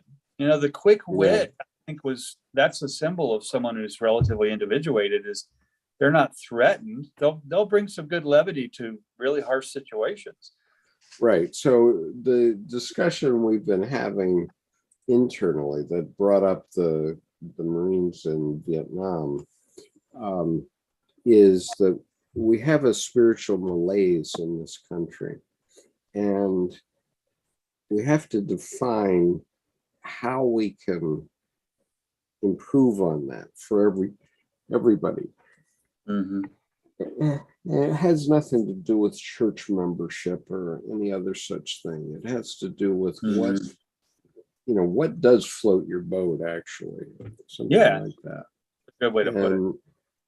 And you know, the last few months, I've been realizing that calligraphy is something that gives me some spiritual succor. And I was, you know, it's finally dawned on me, and we should actually make this a thing that that the ancient monks or the medieval monks, when they were illuminating the Bibles, that's how the Bibles got copied out before the printing press. And when the printing press went away, we lost all that illumination. And what we need is to create a modern illumination of the Bible. And so my thought is that I should create a list of artists who are willing to illuminate either one chapter or one book of the Bible. And each one will do it differently. It's probably too much for any one individual to do, but if the idea caught on, and we did it with many artists who were willing to put a little bit of time into, you know, illuminating one chapter or one book of the Bible, I'll bet we could put the Bible together, an illuminated Bible.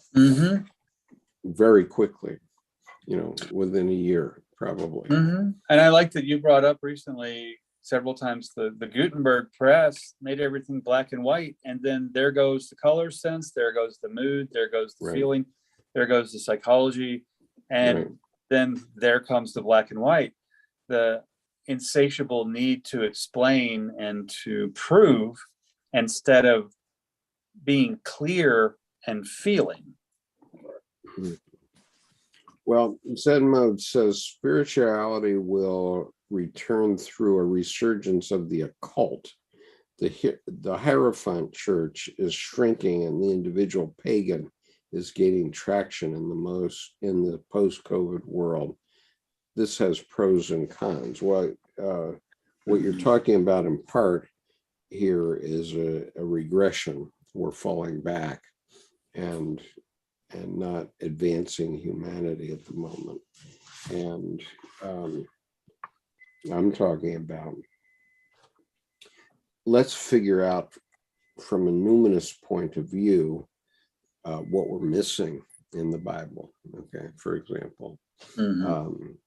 Because the collection of individuated people rather than a collection of individuals. And even in the occult circles, I mean, I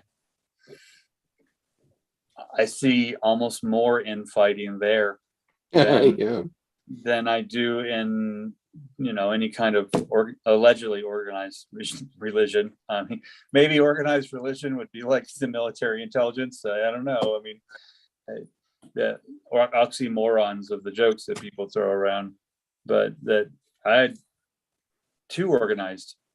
Where actually military intelligence comes from, maybe the military is not terribly intelligent, but with all that de rigueur, all that structure, there is also, you're in a sense being able to plan to be fluid, to plan to not have to plan. And that actual discipline, I think, plans for not survival, but thrival and intense, warring situations. Your assumption is a little wrong, because in the Marines, we plan everything down to the 4-man fire team. I can tell you that. Okay. And but that's based on a rational training. We don't tell people what to put in their planning. We tell them general topics to put in their training, and every command level, from the fire team to the squad to the platoon to the company to the battalion, every level does plan. So yes, military intelligence is an oxymoron. I grant you that. I worked in the field for a period of time, but there's a lot of intelligence in the way some militaries are put together. I mean, it's evidence that the Russian army sort of didn't get the memo. When the memo came out about having staff NCOs in your command structure, the Russian military sort of missed that day in class, and they never picked up on it. But so I appreciate you correcting the assumption, because I think that speaks to society in a way where, if I say snafu, S-N-A-F-U, I think we both know what it means. But the thing is, a lot of people use that, they toss around snafu as if that's everything, because they've ripped that off. Sure. What have you. But from a military perspective, from a strategic perspective, with all that planning and all that discipline, then you're able to consistently deal with the snafu, and instead of only having snafu. Right. Now, the way that we do this is a fluid way. So let me just describe it to you for a moment. Everyone in the Marine Corps, and presumably the Army does something very similar, is trained to write a 5-paragraph order.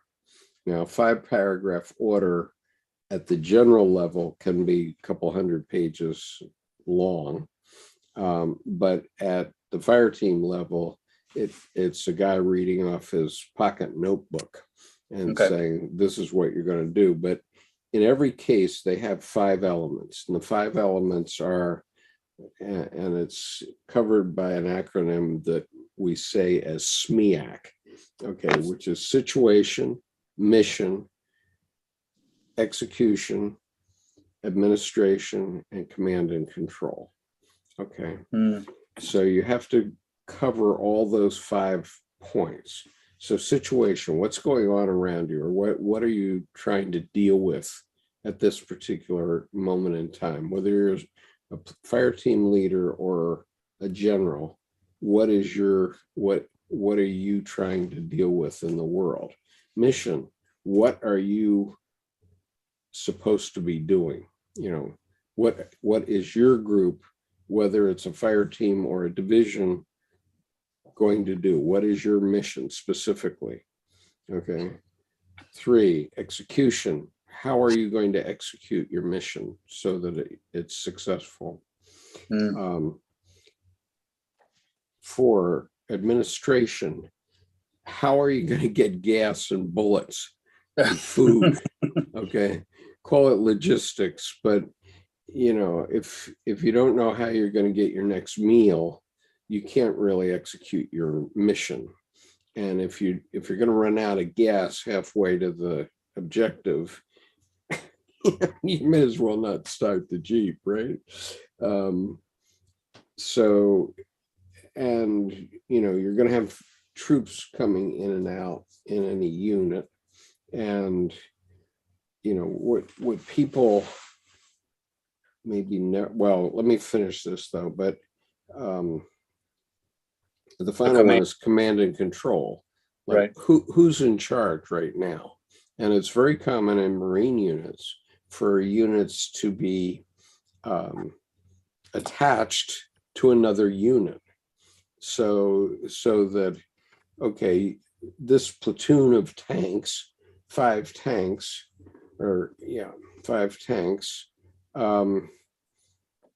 is going to go over and support that battalion over there, right? And it may not be in your same unit at all, okay, but we plug and play all the time. And it really serves you in life if you understand these 5 items, because then you know how things are going to come down, right?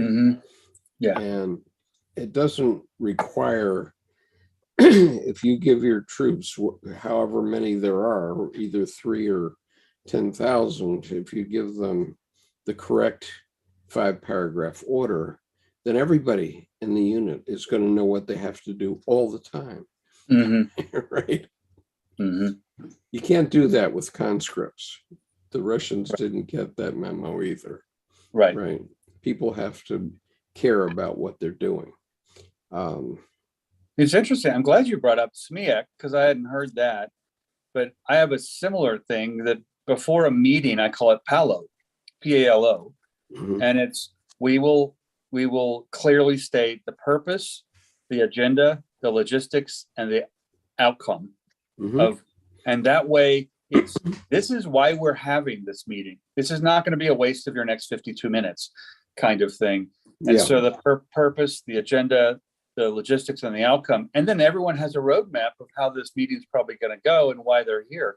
And then they know how to feed in, their contributory parts. Right on. Now, Zen did talk about something in the Red Book a minute ago, and I meant to come back to it. And he's basically putting a text message teaching of the world of philosophy and religion here. And so I can't keep up with everything that he's saying here. Okay, I give up. Can't find it. Okay. But anyway, so what have we accomplished? We've started to talk about individuation. I think I know we're at time. Maybe we end with or begin with or both. Paragraph 269, the next one, really drives home, I think, what Jung is saying the purpose of individuation is. Okay, I agree. You read it, and we'll start with it next week also. So, Okay. Paragraph 269. The aim of individuation is nothing less than to divest the self of the false wrappings of the persona on the one hand, and of the suggestive power of primordial images on the other. From what has been said in the previous chapters, it should be sufficiently clear what the persona means psychologically. But when we turn to the other side, namely to the influence of the collective unconscious, we find we are moving in a dark interior world that is vastly more difficult to understand than the psychology of the persona, which is accessible to everyone. Everyone knows what is meant by putting on official airs or playing a social role. Through the persona, a man tries to appear as this or that, or he hides behind a mask, or he may even build up a definite persona as a barricade. So the problem of the persona should present no great intellectual difficulties. right. Okay. So the point is, we know that Donald Trump can put on airs as an example. And we also know the old saw that a hard-boiled egg is always yellow inside. Right. And you know, the harder the shell, the yellower inside The egg, right? he is. The yolk. Okay. And so, I mean, you see this in both Putin and Trump, where they try to keep up the tough guy image and try to ever enhance their tough guy image. But if ever that cracks, wow, they're going to just fall in a puddle, right? And well, it's all fine and good until the bully gets popped in the nose, and you know, and that, because that's not what they expect. They think the fear and loathing, so to speak, is going to be their protection because everyone doesn't want trouble, and at the same time is maybe afraid. And then it doesn't require. It does not require violence. It doesn't require fists. You know, when I was in the fourth grade, I was going to a country school which had 2 classrooms for 7 grades. Okay, so I was upstairs in the 4th, 5th, and 6th grade classroom, and then downstairs was kindergarten through 3rd. But in my upstairs classroom, there was 1 drinking fountain, and so we had to line up to get a drink every day, multiple times probably. And there was a 5th grade boy. I was in the 4th grade, and I was probably smaller than most. And there was a 5th grade boy who was a farm kid who, you know, had built up his muscles because he'd done a lot of work on the farm, understandably. And he was the tough guy. And he kept bullying people, including me. And I talked to my father about it. And that's where I learned that saw that a hard-boiled egg is always yellow inside. And so my father said, you know, you just go in and tell him that. Okay, so next day I was standing in line for the drinking fountain, and this kid was behind me and he was pushing me or something. And I just turned around to him and said, you know, a hard-boiled egg is always yellow inside. And after that, we became fast friends. He never bothered me again after that. Wow. And image work in there too. He got it just from the visual. I mean, he knew what a hard-boiled egg looked like, and then all of a sudden he's a hard-boiled egg. And I am kind of terrified when you get down to it. Yeah. Wow. Yeah, I love that story. Yeah, and so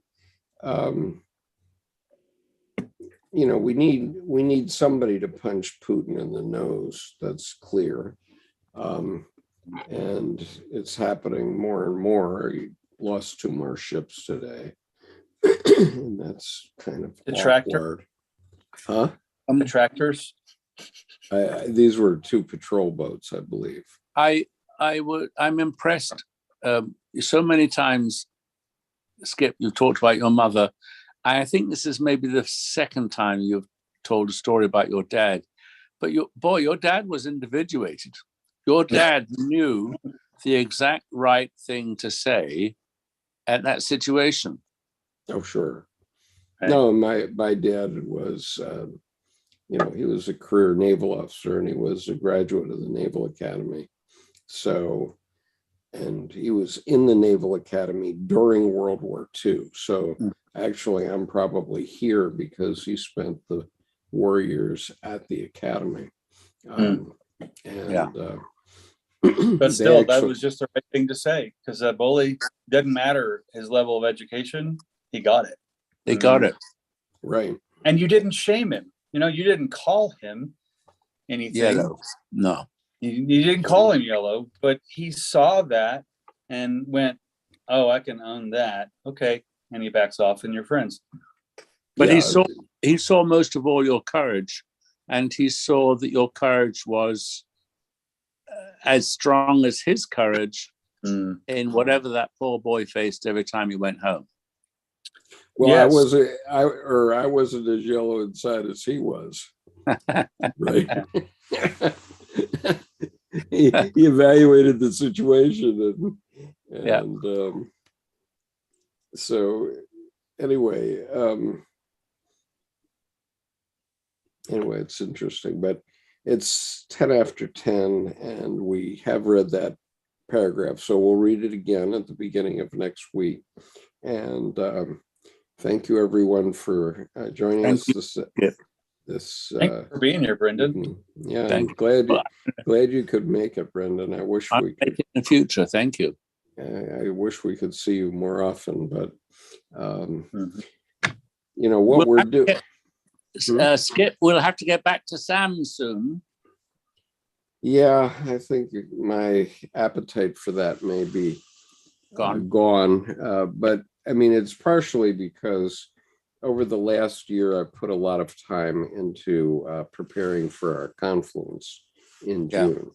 And that is about recovering the spiritual. I mean, in a sense, it's about having a spiritual life. And, people get their spiritual life many places. They get it from Kundalini, or they get it from Zen.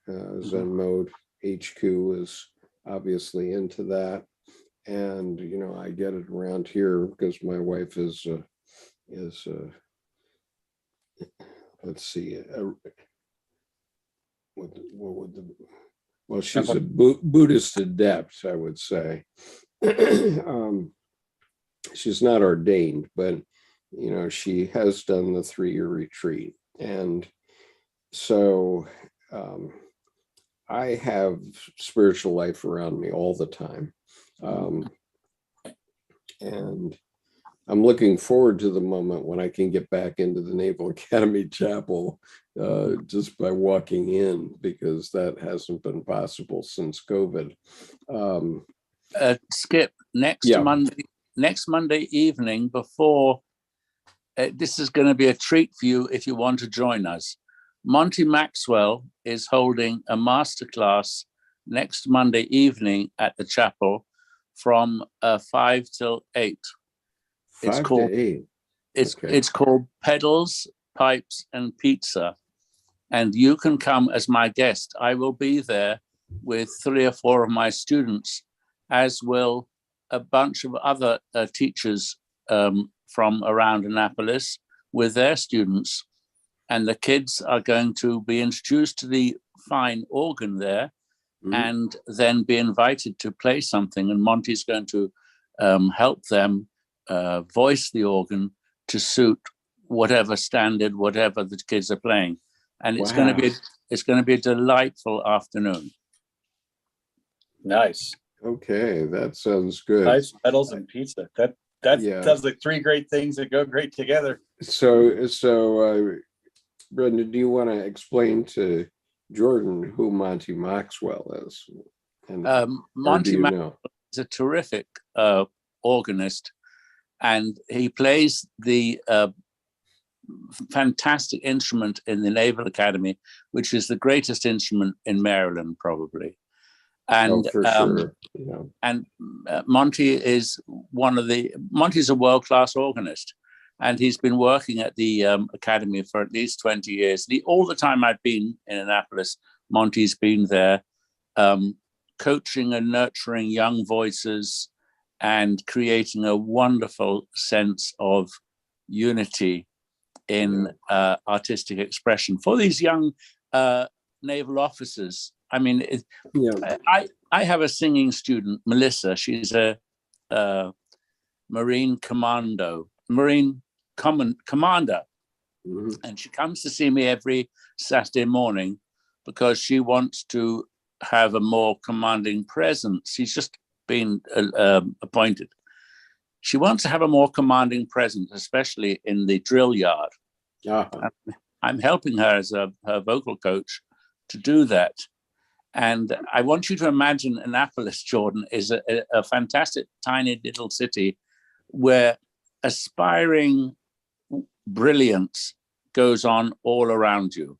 These young people who are prepared to give their all for their country through the Navy are walking our streets, and it just makes Annapolis a fantastic place to live. Nice, because you're driven by their hope and their hope for a better world, hope for the best they can be. So it's a great city. It's a great university town. Yeah, nice. I mean, it's obvious that Vladimir Putin does not have any officers like the way we train our officers in our service academies and in our OCSs as well. I mean, he doesn't have anybody like that. But let me add a little bit of nutrition to your story. I think Monty Maxwell's actually been at the Academy for about 40 years. Wow! And he originally came as a member of the Navy band, and so he was there marching up and down with the midshipmen for all sorts of events. I mean, you would have seen the Navy band if you watched John McCain's funeral, for example. And so the Naval Academy, what I mean is the Naval Academy band, which is not made up of midshipmen, but is made up by professional musicians who happen to be sailors. Okay, mostly they're sailors. And so Monty Maxwell was that, but he came and he went in the chapel. He took one look at the organ and said, "That's my instrument." Nice. And he worked the system until he became the chief organist, and he hasn't let it go yet. And I saw him for one of his Halloween events before we moved to Annapolis. So we moved to Annapolis in 1995. So he had already been there for quite a long time. Wow. Before that. Because it was and is his instrument. And, nice. And he still inspires and enthuses kids. He's just a terrific colleague to have around. Oh, he's a terrific person. no I doubt love that about it. story of just walking in and wise in time right there. Okay, Mhm. that's Yeah. it. I mean, that I love stories like that where someone, they just know. They know. Yeah, I think I can show you a picture of the organ. Let me see if I can get it quickly. Let's see. It will be in images.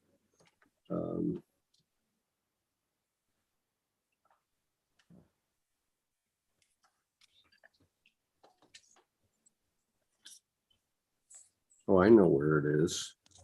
I have it in my Finding the Living God talk. So let me get that because it's in there. But I'm doing this mainly for people who don't live in Annapolis and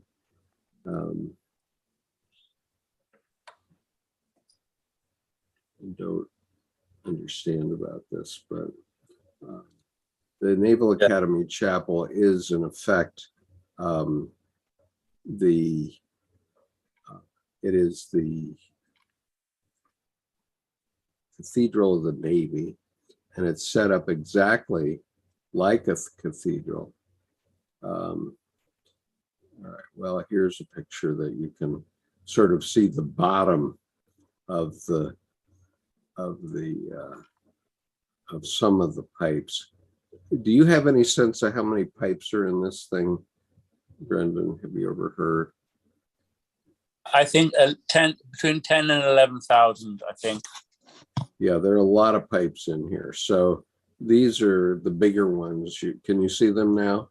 Mm-hmm. Okay, so these are the bigger ones, but they're all over the chapel. And so even in the back of the chapel, which is about, God, it's huge. It's at least 100 yards long. Yeah. Mm-hmm. And so in the back of the chapel, up in the balcony, there are pipes which are actually things like trumpets and stuff like that play. And it's quite an incredible special place. Let's see if I can. Well, and that's quite a wonderful feature too. I mean, the church I was in growing up, we had a pretty decent pipe organ. But that one is just so magnificent. The scale is just breathtaking. Let's see, I might have another view of it. Maybe not. Yes, not. Oh, wait a minute. Maybe here it is. No, I managed to dump the organ out of the picture. How did I manage to do that? It's everywhere. It's everywhere. It's a mystery. Yeah, I mean, here's the first 5 words of the Navy hymn are carved into the granite above the altar. Eternal Father, strong to save. Very powerful hymn. Okay, so we'll see everyone next week, and I hope that we'll see some more of you in Helena. We don't have any more room in the Yellowstone tour, but we do have some room left in the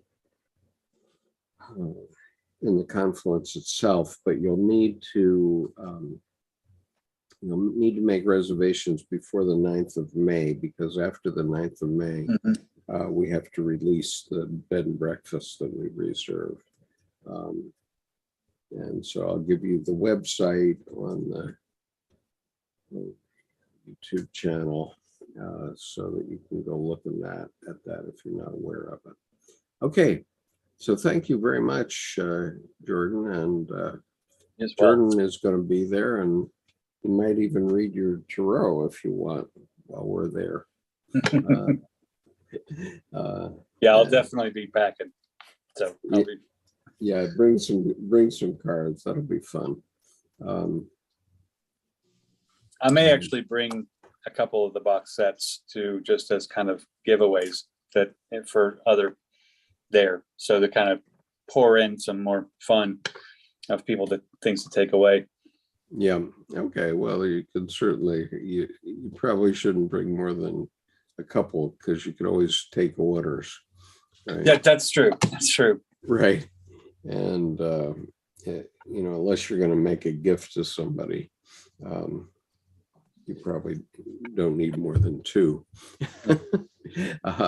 But, I would bring a rider weight set because most people are comfortable with that.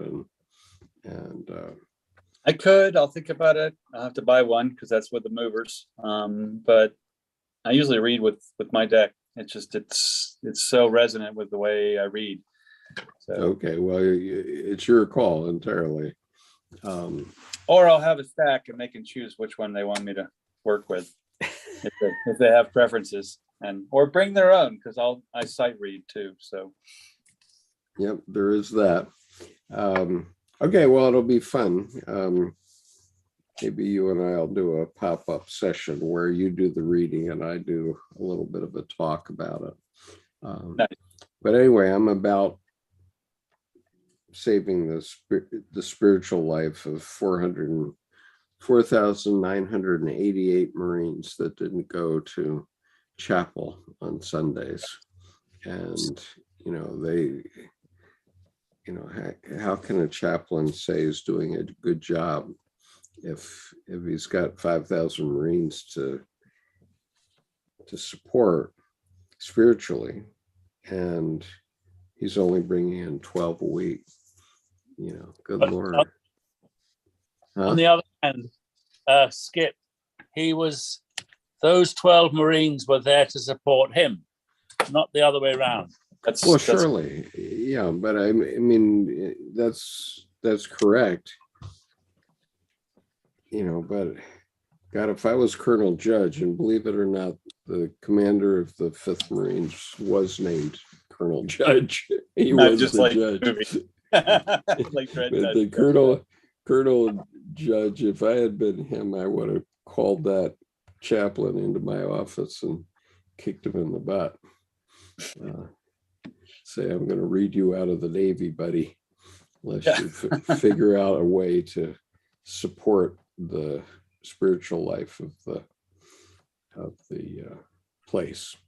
So anyway, there are going to be some interesting surprises, Jordan, at the conference. I'm not going to tell you because that would break the surprise. That would break the secret and the surprise, but you will see. Nice. It's going to be amazing. So, right. And Zen mode says God is bigger than any book or any building. Yep, that's for sure. Mm-hmm.